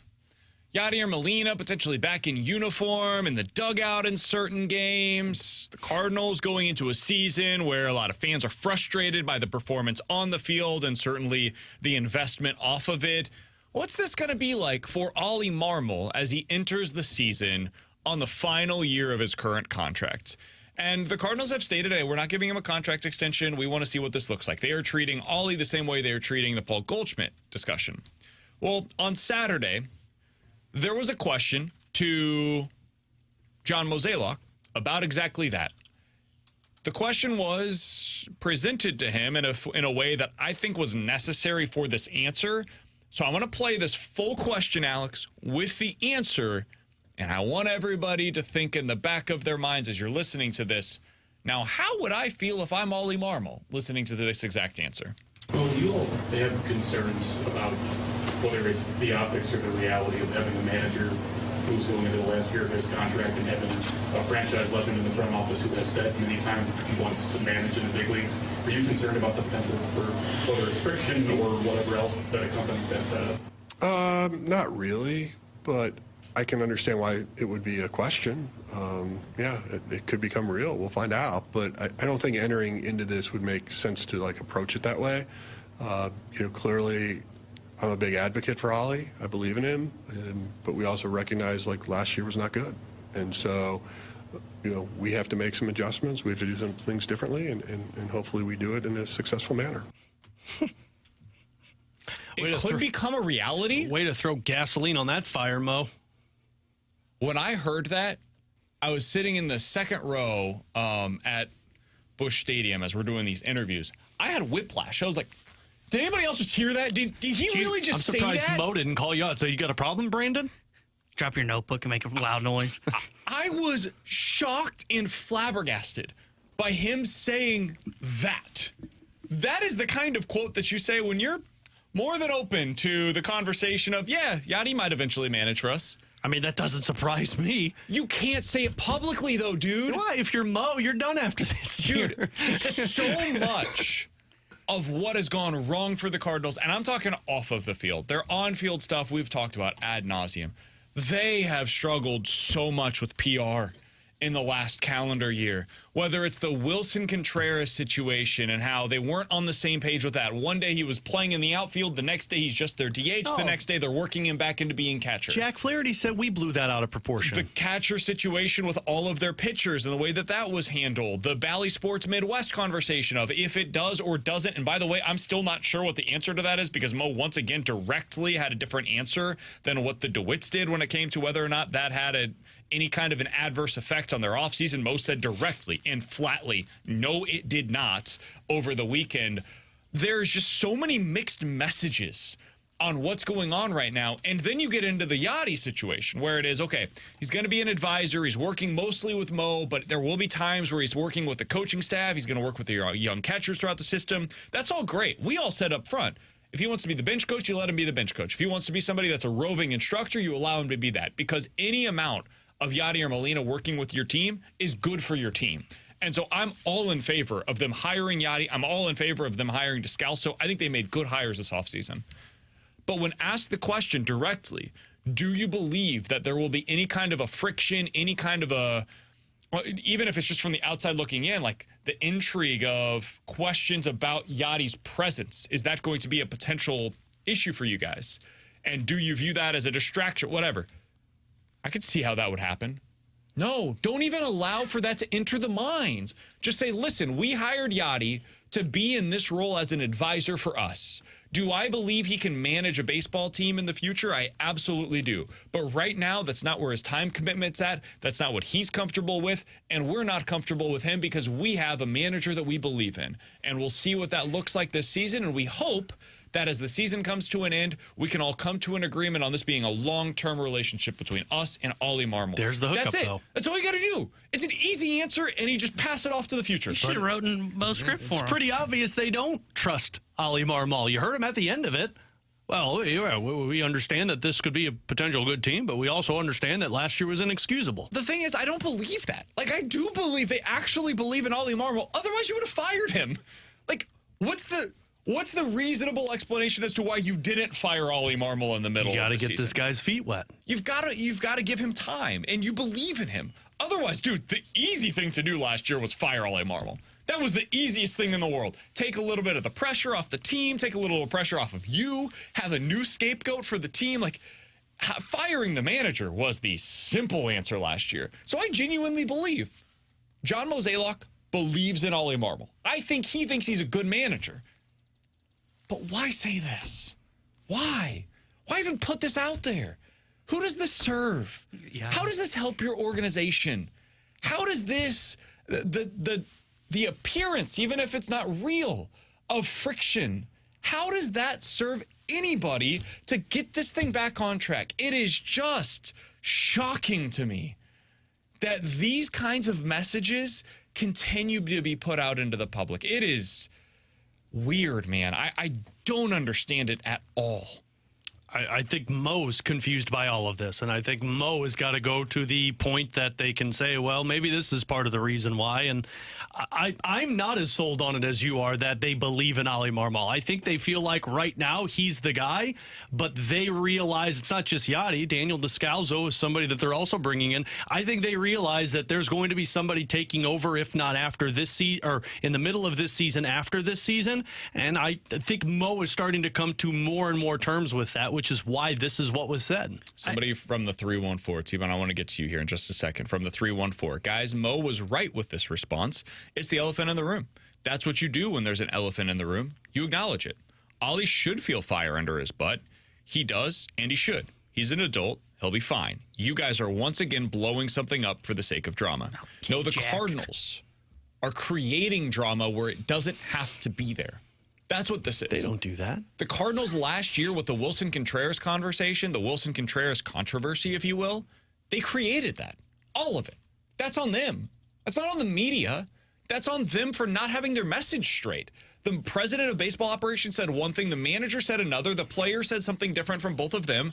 And when they didn't have their messages in line, it results in fans being confused and wondering what's going on with the St. Louis Cardinals. Philosophical when the differences. President of the baseball operations and the president of the team, Bill DeWitt III and John Mozeliak, have completely differing views on whether or not the Bally Sports Midwest instability led to different decision-making processes this offseason than what would have otherwise existed, when they are not just different, but diametrically opposed.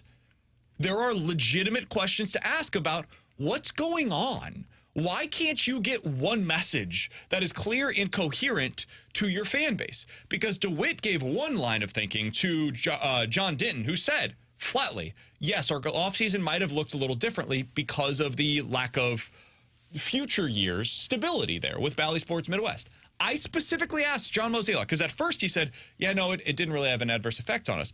I said, did it change at all, like the term, the length of the contracts that you guys were willing to do? And he said no, flatly said no, rejected any notion of the Bally Sports Midwest thing factoring into their offseason plans. Doesn't it feel like he's covering his butt still, though, if you're Mo? Like, but why? Because if it's true and you're president of team operations that already said that it's true, why not acknowledge the elephant that's obviously in the room? Because it seems like Mo is just trying to defend his stay in St. Louis of what he's done in his tenure. I think he'd go the opposite route because it takes heat off of you. Yeah, because if you're Mo and hey, listen, this was the budget. I can raise my hand and say I'm critical of both the Lynn and Gibson signing. Not just if it was one, it'd be different. Again, I've PK's went with me. You're with me, Alex. Signing both Lynn and Gibson made no sense for the St. Louis Cardinals. But if you're Mo and you say, hey, my budget was restricted. You know what? That was on ownership because of instability. You know what? Hey, if you got a problem with it, look at the people that set my budget. And instead he said, no, the budget, we still got more budget, baby. We still got more budget. This didn't affect us.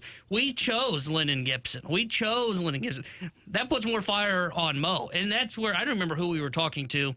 I think it was last week where someone had mentioned, it started with ownership, and it's just kind of a pillar. You come down the road.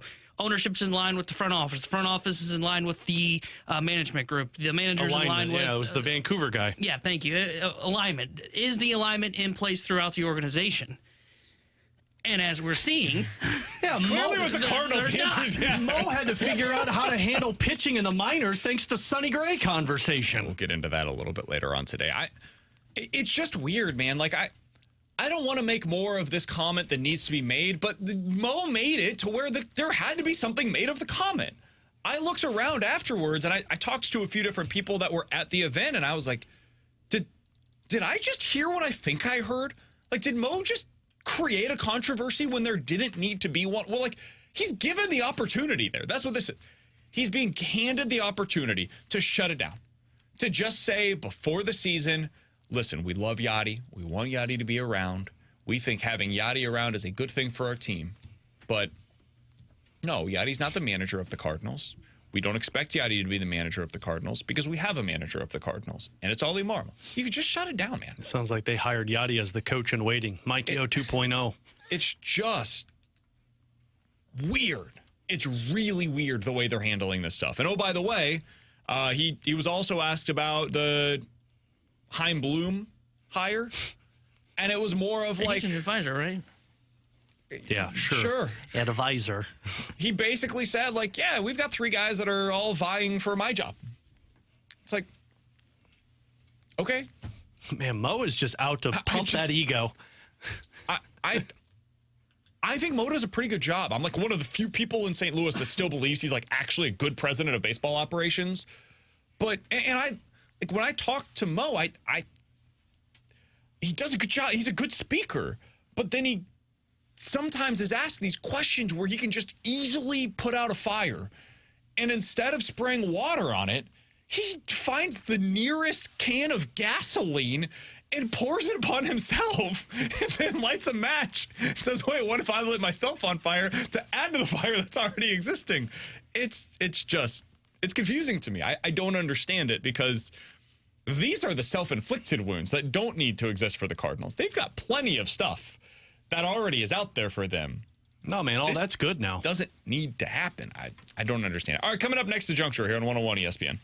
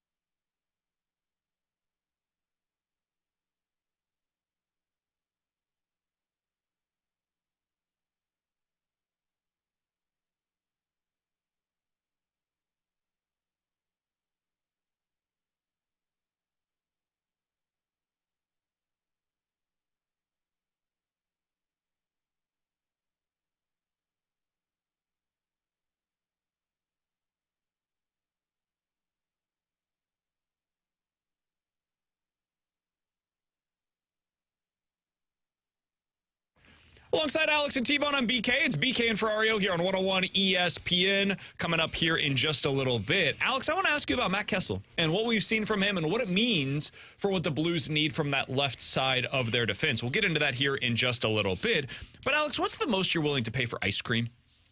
For you go to an ice cream store and you're picking out something for you, for the little one. Well, I only pay money at Ted Drew's to get that ice cream. Cha-ching. I mean, I'm not I'm probably not going more than $5. $5, $7. Yeah, somewhere in that area. I'd probably say the same. By the way, just real quick side note, I was at the Atlanta game yesterday. It was -6 when it was bad. It was -6 when we were walking to the I was going to say it was arena. a basketball game, right? Guys, I walked into the arena. I turned left to walk towards our seats, and I hear someone go, "Ice cream, get ice cream." I went, "What the hell, ice cream?" Yeah. It's never too cold for ice cream. It was too cold for ice cream yesterday. Sorry, I had Only to let Ted that out. Drew's. So, if you are going to Key West anytime soon, have you ever been to Key West? I want to Florida, go. right? Never No. been. Good time. Good time. I don't have that kind of money, man. Sorry. I just go to Disney World. Yeah, okay. Yeah, the cheapest Okay, place tough on guy. earth. Yeah. So I just go to Disney World in Branson. Out in Key West, there is a place that is selling an ice cream bar for $250. Wow. Like an ice cream bar? Mm-hmm. Yep. You heard that I thought correct. you meant like an ice cream stand. I'm like, cool. No. So what they do, they've got their luxury vanilla ice cream. They dip that bar into a premium chocolate coating. So in other words, your classic ice cream bar. Just give me the Jelly freaking bar. Hershey's chocolate, man. I don't need your premium trash. Next up, they scoop up shaved morsels of the most expensive and rarest chocolate in the world and place that onto the chocolate bar. Why? And then they cover that with edible 24-karat gold leaf. And on That's top stupid. of that, I can't they do it have for you. sugar diamonds that are So coated onto the stupid. top. People that buy that just like the people that buy That's that for Instagram. That's all that is. Just like to brag that I spent $250 on ice cream. Yeah. That's just absurd. Oh, I just had 24 karat. You know what? It kind of screams you. Whoa! Oh, I just had 24 karat sprinklings on my He would. chocolate. He would be the guy to put it on the gram and then like. Oh, I resent throw this. some I would birds. not do Luca, this. would you like some shaved diamonds on your ice cream? Screams it, man. Do I really? Am I that bad? Yeah, Yeah, you're pretty bougie. Really? Yeah, you're pretty bougie. it's just the tone. I followed the vegetarian thing over the weekend, by the way. Oh, yeah? Yeah, You're still 3 days, hungry? man. Still, Doing well. We had pizza last night, and I got a veggie pizza.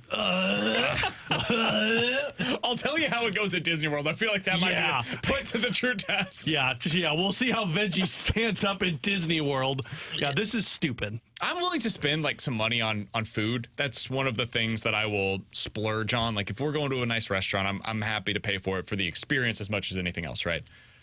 For something like this, no. I can't tell you how little interest I have in something like that. It just does nothing for me. And I love ice cream. Yeah, Like, I'm I totally love an ice cream. I'll pay $10 for an ice cream thing. Yeah. I'm out on like $200 some dollars. I for don't ice need cream. the fancy chocolate on my ice cream. Just That's the thing, it's- freaking put chocolate on it, man. And I bet you it doesn't taste as good as normal chocolate. No, it tastes the same as chocolate. It's like, what are we doing? This is that was $250 worth of fancy chocolate. Cool. If I had all the money in the world, I still wouldn't buy this because it just doesn't appeal to me in any way, shape, or form. Coming up in 15 minutes, we'll get into NFL quick hitters. But next, what does Matt Kessel tell us about what the Blues need on the left side of their defense? We'll talk about it next year on 101 ESPN.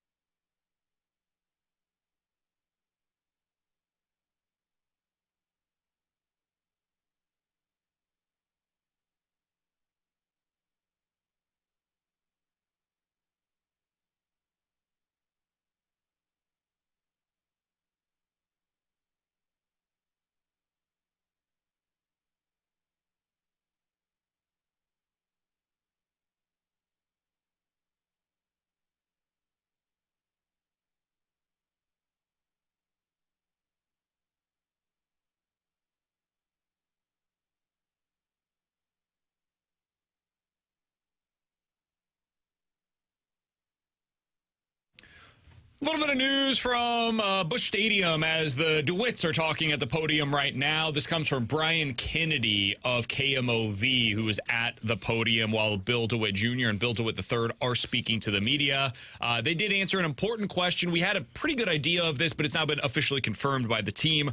The Cardinals will receive their full payment from Bally Sports Midwest for 2024. They will then decide what happens after the upcoming season. So at a very minimum, they are getting their full payment this year. All right. Which should mean that it had no effects of their offseason. Alas, Bill DeWitt III said something different a couple of weeks ago. Whatever. Well, Bill DeWitt III was told not to speak at this press conference. Junior's taking the reins here. All right, so let's get to the Blues, Alex, because Matt Kessel has performed pretty well since his return to the NHL level, so much so that they decided to assign Tyler Tucker to the AHL. He's, hey, go away. You are going to be now what Alexandrov was on the forward side of things. Assignment. Yeah, go down to the AHL. We'll figure out what to do with you in a little bit. Alex, does he serve Matt Kessel as a blueprint for what the Blues need on the left side? Because if we're being honest, that second pairing defensively with Krug and Kessel played a little better than what we saw from Krug and Falk for the majority of this season. So how do you view what we got out of Matt Kessel and what he means for the Blues in terms of what they need to acquire moving forward? I think he's massive for this team, first of all, because it's a cheap defenseman who can play top 4 minutes. I mean, he has not been on the ice for a goal against at even strength against the Bruins, the Rangers, the Panthers, the Hurricanes, the Canucks, and the Penguins. Is that true? Yeah, he has not been on the ice for a goal against at even strength. And that's been playing with Torrey Krug, who a lot of people talk about how hasn't played well. So those two have made a dynamic punch, but like he's league minimum. He's 23 years old, and he's a restricted free agent after this, and he's eating 17, 18 minutes a night. And he's 6'3". He's that big defenseman that we've heard Blues talk about how they need that on the back end. I found it really interesting that they kept Krug and Kessel together because Bannister said going into that game Saturday that, you know, they for the first time in a long time, they've had the lefty-righty even split so they could do some things with it. But then towards the end of that game, he put Falk back with Krug, but he put Kessel with Perunovic. And to me, and I know a lot of people will look at that and say, okay, well, Kessel dropped down to the third pair.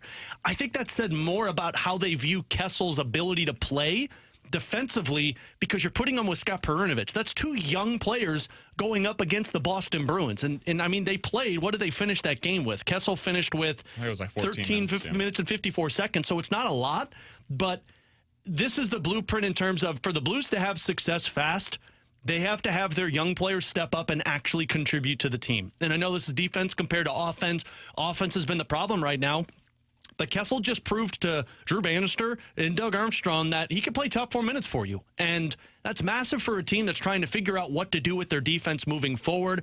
Perunovic is potentially a restricted free agent after this season. So this is huge for the team in terms of development, and I think this is big for Drew Bannister, too, that you could prove you can coach a 23-year-old at this level. So the other thing I wanted to discuss ahead of tonight's Blues versus Flyers game. By the way, Alex will have pregame coverage for that one starting tonight at 6 o'clock. The puck drop between the Blues and the Flyers tonight, right here on your home of the Blues, 101 ESPN at 7, is Kevin Hayes, who is going up against his former team in this one, Alex. He is right now 5th on the Blues in goals. He has 10 on the season. He is 4th on the team in points. He has 20 points so far this year. He's making $3.5 million against the cap for the Blues. If you look at some of the other guys around the league that are making roughly that amount of money forward-wise, he's like right in line with what you should expect when it comes to total production. The guy that we talked the most about this past offseason is Ross Colton. That was certainly my horse in the race. I wanted the Blues to acquire him from Tampa Bay. This year with the Avalanche, he's playing about 13 minutes a night, so he's been in a lower role. 9 goals, 19 points, roughly the production that the Blues are getting so far from Kevin Hayes. Alex, when you look back on that trade, and now we have, about halfway through the season, how would you grade it? What grade would you give the Blues for what they were able to do with the Kevin Hayes team? I mean, I'd give it a B. I mean, I don't think it's been perfect. I think Kevin Hayes has struggled at times. He's gone silent at times, and defensively, he hasn't been the greatest. But on the flip side of that, you also brought him in for, a future 7th-round pick, future 6th-round pick, and he came into the season as a third-line center. And you're midway through with 10 goals and 20 points on the season. I think offensively, he's given you what you hoped for in terms of really good on the faceoff dot, and he holds onto the puck really well. I think he's also struggled from the line mates. He's played with Jakub Vrana and Sammy Blais and Alexei Toropchenko, so it hasn't been the top-line potential that he played with in Philly. Compared to what else was out there, and you and I were on the Ross Colton bandwagon, I think he's been above average compared to what you were expecting with this. And frankly, I think it's good for the Blues to have somebody who could win faceoffs and somebody who could bring some type of offense to your third pair. I mean, 2 years ago, we were talking about Tyler Bozak as your third-line center. So I would say Kevin Hayes has been a little bit of an upgrade from what Bozak was. Yeah, I think a B is probably about right because it hasn't been perfect, but I think a big part of that, like you said, probably is his line mates. But for the money he's making, he's playing like a number 3 center. And you know what? Having him for the next 2 years as a number 3 center, I think that works out well for the St. Louis Blues. And I think it's more the bigger issue for them right now is that they don't have a number 2 center on the team. Going. Shen's got to get going. But I think Hayes has been fine. I would agree with Alex. I think it's probably a B for what they got in the trade. I'm with you. B feels about right. It's nothing that's going to get you excited. I would also add this. Like, the nice thing about Kevin Hayes on the contract that he signed for is there's a lot of teams around the league that are legitimate contenders that if they needed a veteran center on that third line, you could totally trade him. Yeah. And this is not me advocating right now for the Blues to trade Kevin Hayes. You're playing well enough that they're not going to make any kind of moves like that right now. But you get to the deadline, there's a lack of centers that are available. There always are, especially guys that can win faceoffs in the dot, that have that veteran leadership that they bring to the table, good in the room, all the things that we heard about Kevin Hayes when he was traded here. And he's producing. Not at a crazy level, but at a reasonable level. The Blues could totally trade him and get some kind of an asset in return, either at the deadline or going into next season if they start believing in one of their young players or they want to go out and upgrade from that spot. So I'll give it a B. It hasn't been overwhelming. I would say at times it's left you wanting more, but that's typically what you get when you pay $3.5 million for a player. When they signed Brandon Saad, give it a B. He's been pretty much what I expected him to be. He's going to be a 20 to 25 goal scorer every year. Does he float in and out of games occasionally? Yeah. Do you wish for a little bit more when it comes to defense at times? Sure. But he's a guy that plays a 200-foot game, scores 20 to 25 goals, gets you 40 to 45 points. That's what you signed him to be. And that's what you get for $4 to $4.5 million. $3.5 million center, it typically ends up being pretty much what Kevin Hayes has been so far. So he's played to the contract, I would say. That's really all you can ask for. He's going up against his former team tonight. I would imagine, given the events from last week, he will be highly motivated going into this game. Blues versus the Flyers. Pregame starting at 6. Puck drop tonight at 7 o'clock. Coming up next, let's dive into some NFL quick hitters coming off of the Super Wildcard Weekend and to preview the games that we're going to see tonight in the NFL here on 101 ESPN.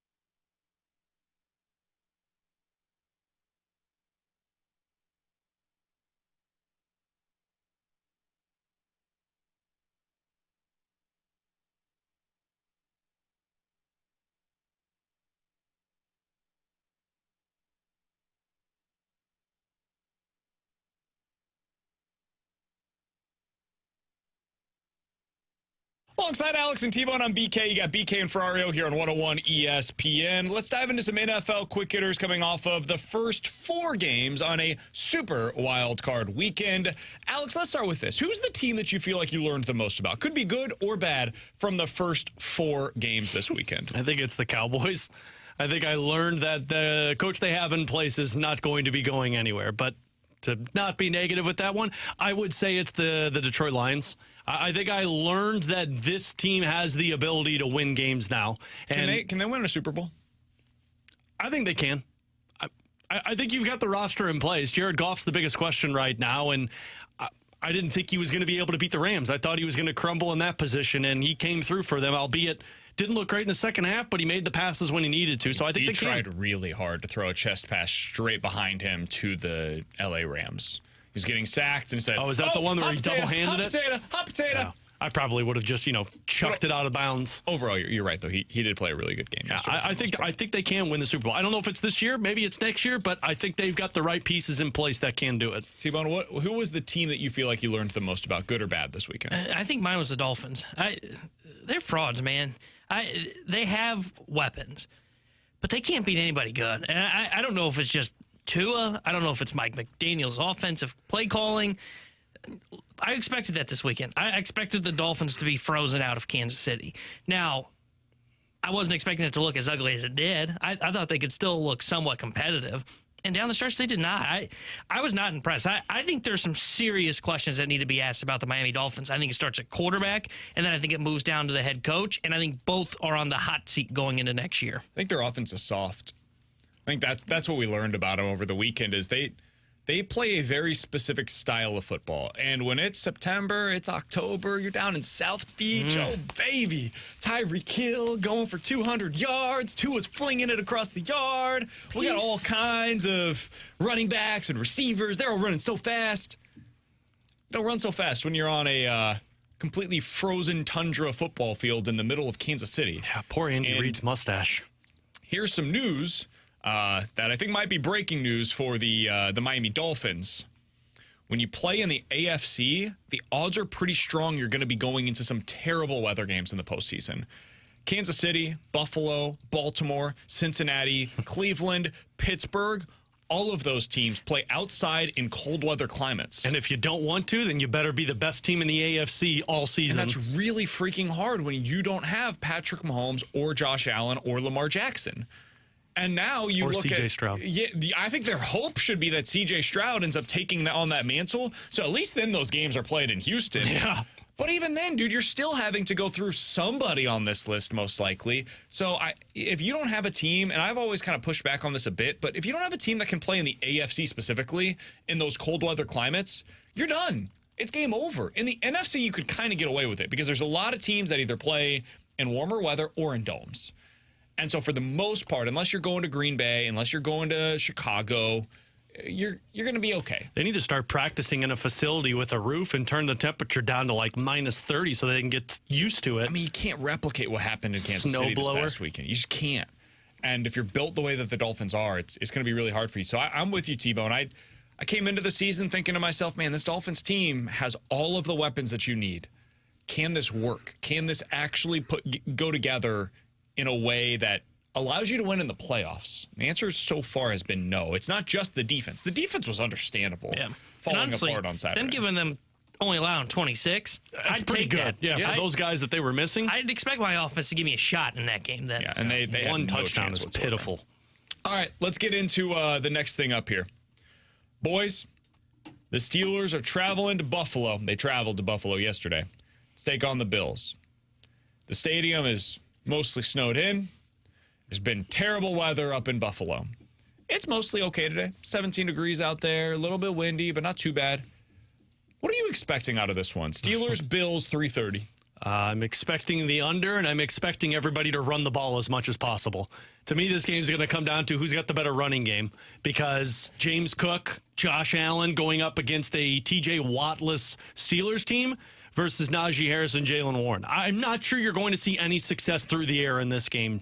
And if you do, I would lean more towards the Bills, but I just don't know how that's going to work. I really wish TJ Watt was playing. This game lost so much of its buzz when TJ Watt got hurt, man, because I don't think the Steelers would have won it, but given the elements, given what you're saying about the running game being the thing that could potentially determine this one, TJ Watt's the kind of guy that could make one play where, like, Josh Allen goes into crazy mode, he panics, and he, like, throws the ball to a defensive lineman, and they run it back for a touchdown. Oh, almost Jared Goff. Yeah, that's totally in the play that Brady Cook made against Georgia. That's something I could totally see Josh Allen doing if TJ Watt is, like, he's turning around off of a play action, and there's TJ Watt just Screaming ready at him. to destroy him. It's weird, too, though, because even without TJ Watt, I think the Steelers covered the 10 points, 10.5 if it didn't move. Yeah, it's at 10. I don't know, man. I think the Bills win this one going away. I really do. I think they win, and I think they win pretty handily. I don't know how Pittsburgh stops them because they don't have that pressure anymore of Watt. And I expect it to be a running game, but there is no, like, if they had to drop back and pass, or maybe the conditions are better than we think and they try to throw the ball, there's just nobody that's going to get in the face of Josh Allen. And I expect Allen to be running. I expect Cook to be running. And then if they do open up the passing game, I just, if they can get the offense going, Pittsburgh's got no shot because they're starting Mason Rudolph, for crying out loud. And they chose to do so over going with Kenny Pickett. Oh, yeah, sorry. Yeah, and if you're a Steelers fan and you're the one that texts us saying, hey, no, guys, they still love Kenny Pickett. They love Kenny Pickett. Kenny Pickett's going to be good for them. He's going to be their starter next year. Who is that? If you're that fan... Did you say Carrie? I promise you that was not Carrie. That was Carrie. BK probably shouldn't. I am pushing myself as far away from Carrie, that as possible. did you hear that, BK? He just imitated you. Man, they ain't bringing back Kenny Pickett as their starter next year. Not guaranteed. They might bring in somebody to compete with him. Maybe they have both of them trying out for that starting. Kenny Pickett will be the backup. If you're starting Mason Rudolph in a playoff game, you are not fully committed to Kenny Pickett. I can promise you that. All right, next one up. Eagles and Bucks tonight at 7:15. I cannot tell you how disinterested I am in this game. It is in Tampa Bay. The Eagles are going to be without A.J. Brown. Devontae Smith is hurt. Their quarterback hasn't thrown a football since last weekend. Nice. On the Bucks side of things, Baker Mayfield is out here playing with half of an ankle and half of a rib. This is two broken down teams that I believe have zero chance of winning whenever they take the field next week against whoever it is that they end up playing.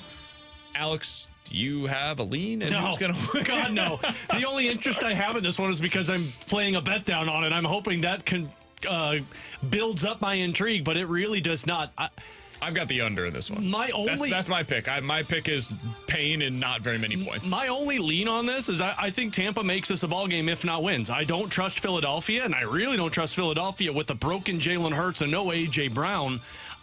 I know I also don't trust Tampa Bay, but even with a hurt, broken Baker Mayfield, that dude will go all out for at least one win in a playoff series, where I'm not sure Philadelphia has the capability of doing that, especially a defense. So I think it's going to be the under, and I would lean more towards Tampa Bay in this. This feels like it is going to be just a ugly football game, and it's not. I don't even want to call it a slugfest because that's mean to slugfest. I think this is going to be like 17-10. Philadelphia wins 17-7 because I just have no faith in the offense because they're so beat up, and it's already been clunky all year. I don't trust their defense, and the only reason I'm not taking Tampa Bay is because Baker's beat up. And as we've seen throughout Baker's career, when he is healthy, he can look like a solid starting quarterback. But when he's hurt, he deals with a shoulder issue like we saw last week or when they went up against New Orleans, or he's dealing with any kind of injury in his history. He just struggles. He cannot play through it. And I respect him for going out there and playing through it, trying to do his best. But he wasn't even like 50% of himself against the Carolina Panthers. So I think it's going to limit what they can do offensively. And that's the only reason I think that the Philadelphia Eagles can win this football game. Big Rachaad White game. They need Rachaad White to have a big game against the Philadelphia Eagles. The only problem is that the Eagles do have a pretty good interior of their run defense. So going to be a slog. I don't expect this to be one that you enjoy watching. You're going to be wanting to pull your eyes out as you're watching it if you decide to watch it. Or you just watch the Blues versus the Flyers. Hell, you could listen to that one right here on 101 ESPN. Alex has your pregame coverage tonight starting at 6 o'clock. Didn't like how you just made it passive. On the home of the Blues, 101 ESPN coming up tonight at 7. One quick thing before we get out of here on NFL Quick Hitters. You guys believe that the Chiefs are fixed or no? No. Okay. Yeah. I think they might have a formula, but I still don't trust them. I think they got through a team that was expected to be better than what they were. If they play the Bills, who will you be picking? I think I'd take the Bills. If they play the Texans, who would you be picking? I'll KC. take KC, but I think Houston can absolutely beat them. I'm with you. I agree with both of those assessments. All right, coming up next, Sonny Gray had an awesome press conference this weekend at Busch Stadium as a part of a winter warm-up. I want to play one of his comments, Alex, for you. He talked about the initial conversations he had with John Mozeliak and how he asked a lot of questions to John Mozeliak. And Mo was more than receptive of some of the things that Sonny Gray was saying. I think you can have two different takeaways from this conversation that Sonny Gray had, one of which is very positive, the other of which is less so. We'll talk about it next here on 101 ESPN.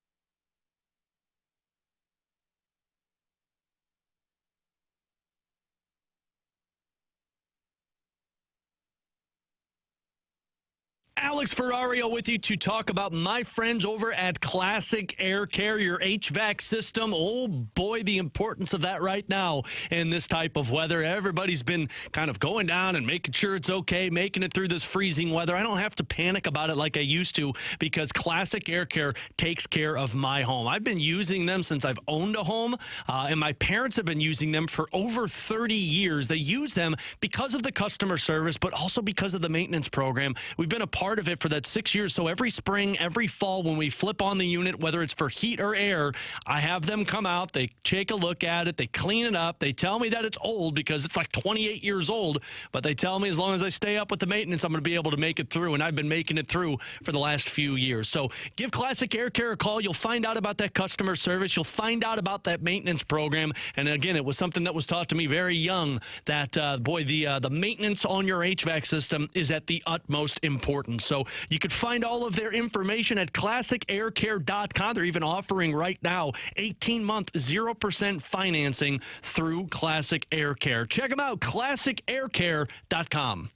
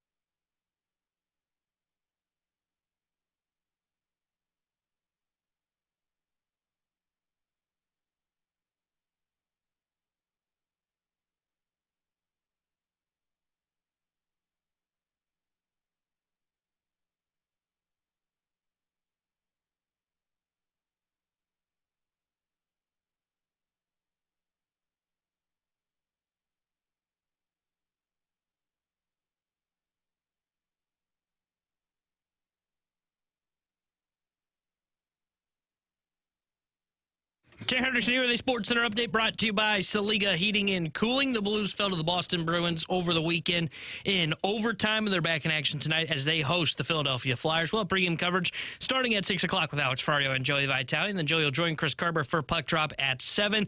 Breaking news out of the NFL, Caleb Williams, the projected number 1 overall pick, has announced that he will be entering the NFL draft. This Sports Center update was brought to you by Saliga Heating and Cooling, an independent American Standard heating and air conditioning dealer.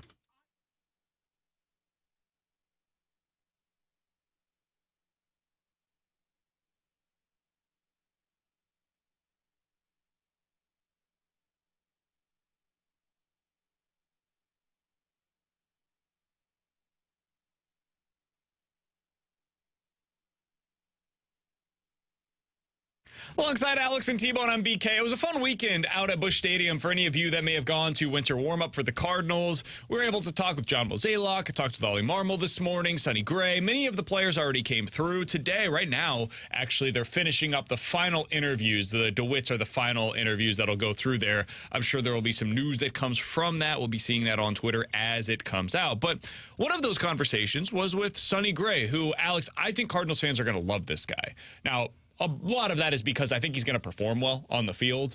But in addition to, I think Sonny Gray is the kind of player that will resonate with fans. He is a fierce competitor, and you can feel it as you're talking with him. But that's not what I want to talk about here. Because he was asked about the process that led to Sonny Gray signing with the Cardinals. And he went on a long answer of how he got here and what the process was like. But one piece of that process, Alex, I think speaks to where the Cardinals were at when it comes to their pitching department and how far they still need to go in order to get to where they're wanting to be. Here's Sonny Gray over the weekend. Yeah, so we just started talking, and my questions were, I said, no, it's not too late. He said, well, I hope not. And so then we just started talking, and then we ended up talking for a while. And it was just mostly about the organization, the pitching department. And one thing that I really appreciated from that first initial conversation was Mo's willingness to listen to what I had to say. I listened to him, but he was listening. He was willing to listen to what I had to say, and he would say, oh, can you tell me more about that? Can you tell me more about that? So then he went down the pitching department and the people that were here, and then I said, well, what about this? Do you have a guy for this and this? And he said, no, tell me more about that. So then we did, and I think there have been some new hires within the pitching department, which hopefully would be beneficial for all parties involved. So yeah, I really appreciated Mo's willingness to do that, and then our conversations were great. I know this is supposed to make Sonny Gray look awesome. I think it makes Mo look awful. No upgrades to their pitching department after being rough over these last few years, and then all of a sudden Sonny Gray's like, you should do this. Mo, yeah, that's a great idea. I'll call about that. Yeah, we will hire that guy. I don't think I realized how behind the times the Cardinals were. Like, I think we knew that the Cardinals were behind. I don't know that I inherently understood how far behind they were. I don't know Mo knew how far behind they were. I don't think so either. And I think it hit them like a ton of bricks last year. I think they believed what we do works. And we are fine. Because it had always pretty much worked. And what they had done was mostly fine. Now, we can have our discussions on whether or not it's good enough to really compete on a meaningful level. But they were competing, you know? And so I think internally they were probably like, hey, listen, I understand that everybody else is doing all this fancy stuff, blah, blah, blah. Like, we'll do some of that. We're throwing some money at our pitching side of things, but the investment that the Cardinals have made in that side of things up until this offseason has not been high enough. It has not been good enough. And when Sonny Gray is talking to the president of baseball operations and is saying, hey, do you guys have somebody that does X, Y, and Z? And the president of baseball operations says, well, we've got X. We definitely don't have Y and Z, though, but we'll work on that. First of all, good on Sonny Gray for making them aware of it. I think he's going to be a big part of what modernizes their pitching department, which is kind of crazy that it took a player to come from the outside in to be able to do that. I think that's why Chaim Bloom was hired, frankly, is because Mo probably heard some of this and was like, God, we are behind. And who can help us develop some of the things that we need to get in place before we fall further behind? And I think Chaim Bloom is that guy that can help them in that regard.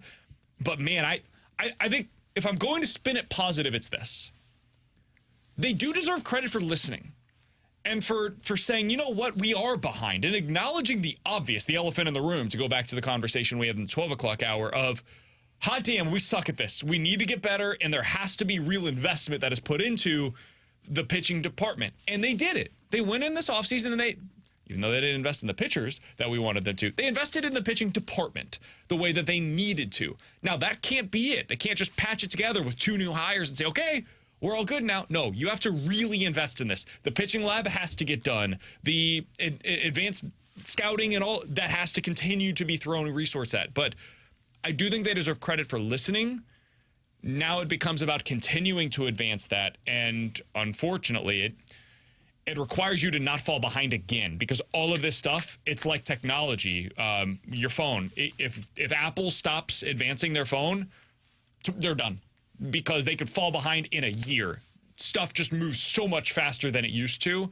And that could happen to the Cardinals if they're not careful. They've got to continue catching up and then hopefully finding whatever their new edge is in the not-too-distant future. And I'm glad that that's happened. And, man, if Sonny Gray is the reason that this team finally gets up to date with the times in pitching, I mean, he's going to become even more of a fan favorite. But the part that just is so surprising to me is how they got so stale in their spot, because at some point you'd think it would have clicked looking at all of these guys that weren't having success with St. Louis, and then they'd go elsewhere and be like, whoa, where'd this come from? That it wouldn't click at that point. And pitching-wise? Yeah, pitching-wise. Do you feel... I don't feel like that's happened, really, though. Michael Wacha going off and having some success. Them trading success here, though. Well, I get it, but it was a short sample size, and then it fell off. Sandy Alcantara going and having success. Zach Gallen going and having success. And I understand they're minor league guys. I feel like that's more on the hitting side of things than it is the I think pitching. those guys were allowed to go in. I don't know. Like, I don't know if Alcantara, Gallen become those guys here, but I think they were open up to the world that the Cardinals are lacking behind. Like, I don't think it was so much of like the situation itself was bad. It was more of, with the technology like the Rays had, they could take Wacha's stuff to the next level. They could take Sandy Alcantara, Miami. Was just health for him. But it's some of those minor league guys that went on to that, and then you're like, whoa, why didn't we see this? I'm not disagreeing with your main point. I just don't think it's about like the guys that went on to have success elsewhere. I think they pretty much have.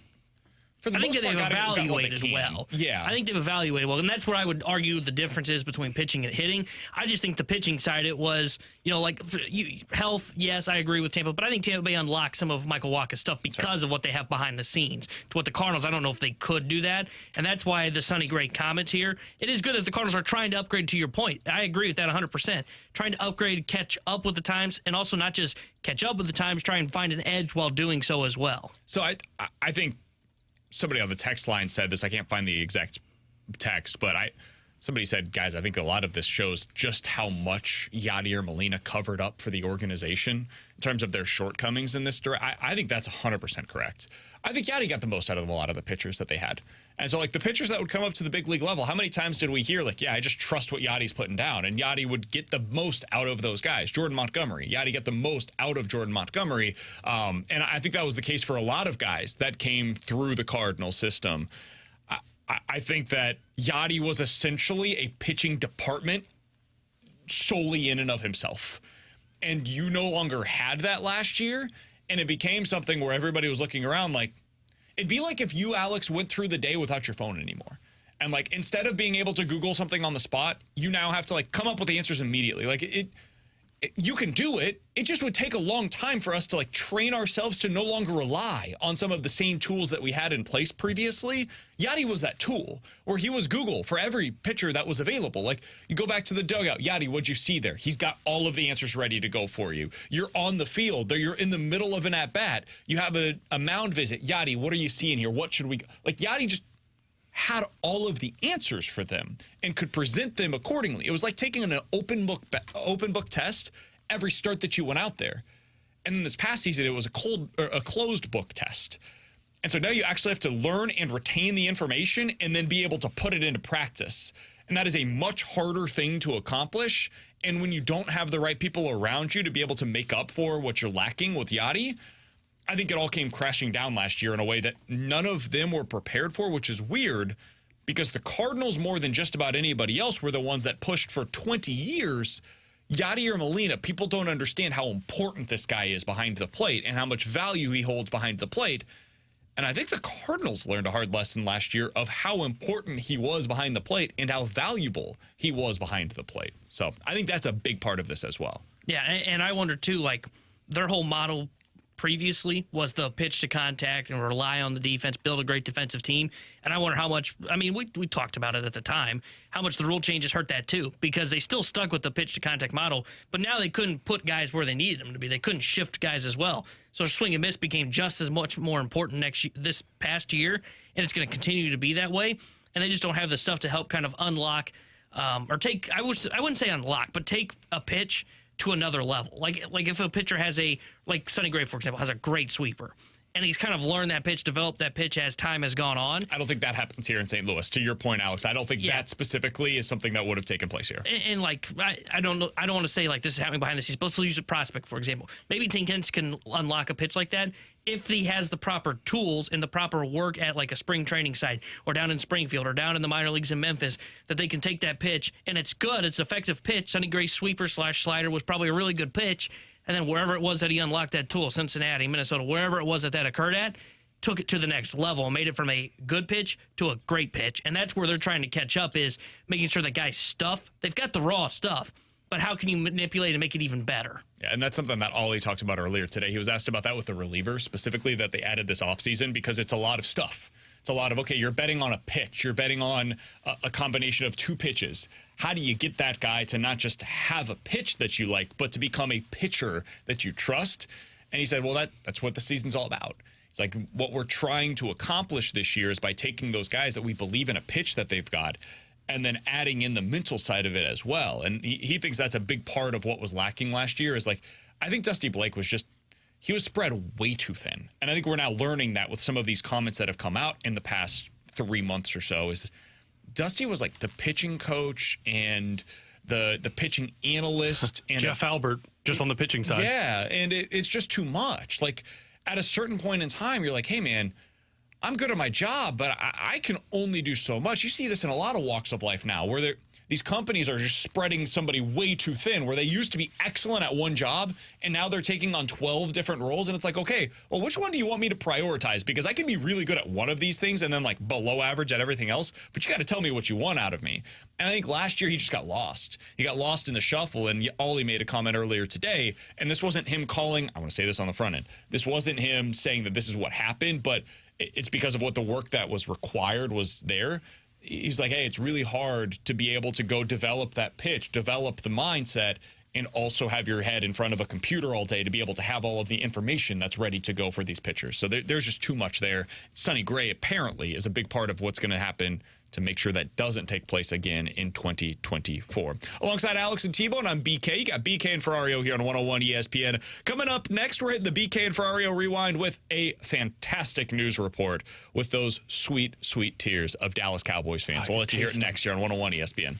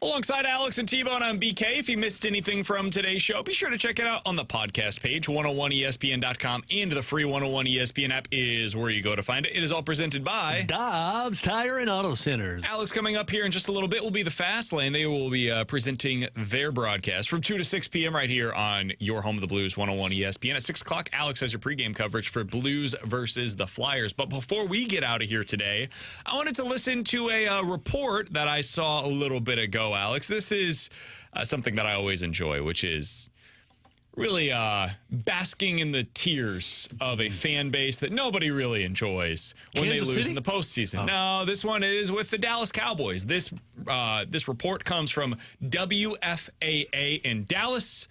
Just go ahead and give it a listen. Frustrated. We got another Romo on our hands. Choke like I'm Disappointed. We need another quarterback, another coach, everything. It don't matter to me. It don't matter. That's how Cowboys fans felt after watching the team implode once again in the playoffs. We need help. We need Jesus. Many blaming the coaches. Mike McCarthy losing at home against the Packers. I think legacy gone, man. Like, you won a Super Bowl with the Packers, and then you go take over a new team, and you lose at home against that team. without Aaron Rodgers. You know, It's embarrassing. Others, the quarterback. No more Dak Prescott. ASAP, new quarterback. Dak, get him out of here. Trey Lance, the next stud. Let's go. Oh, boy. Let's go, Rangers. And many fans demanding change. We drove far for no reason. Fans say they were fed up and freezing. We're from Florida. We're freezing our off. I still here since 10. What? Just the freeze. At AT&T Stadium, I'm Rebecca Lopez. What was the temperature? I think It was like 15 cold. degrees. Yeah, It was it was freezing. cold at Arlington. It was really cold, at, like, especially for their standards. Now, I just love the fan that said they need Jesus. Yeah, that'll make it different. That'll Go make it better. Rangers. If Dak had Jesus on his shoulder, man, he's not throwing those picks. Man. Dak, you need to convert to Catholicism. That's how we win Super Bowls. Mike McCarthy's the devil. that might be true. Whoa. Cowboys fans are having it rough right now, man. Yeah, when Trey Lance is your next quarterback. I'm typically somebody, Alex, that pushes back on the whole, like, oh, so-and-so, they're always going to fail in the postseason. I think we can go ahead and just say that's true with the Cowboys. Like, I'm done pushing back. Yeah. They're going to choke. This is who they are. There's something about that organization that is rotten to the core. Same old Cowboys. A big part of that is that they continue to hire these coaches that are imbeciles. Yeah. But, like, I was going to say, they're going to struggle until Jerry Jones chokes and doesn't come back from it. Chill. The fans, oh boy, they are going through it. They need in Jesus. a serious kind of way right now. All right, Fastlane certainly will have plenty more football coverage for you coming up. A lot of baseball coverage throughout the rest of the week as well. For Alex and T-Bone, I'm BK. We'll talk to you guys tomorrow at 11 a.m. The Fastlane is next here on 101 ESPN. How about them Cowboys? Let's go, Rangers.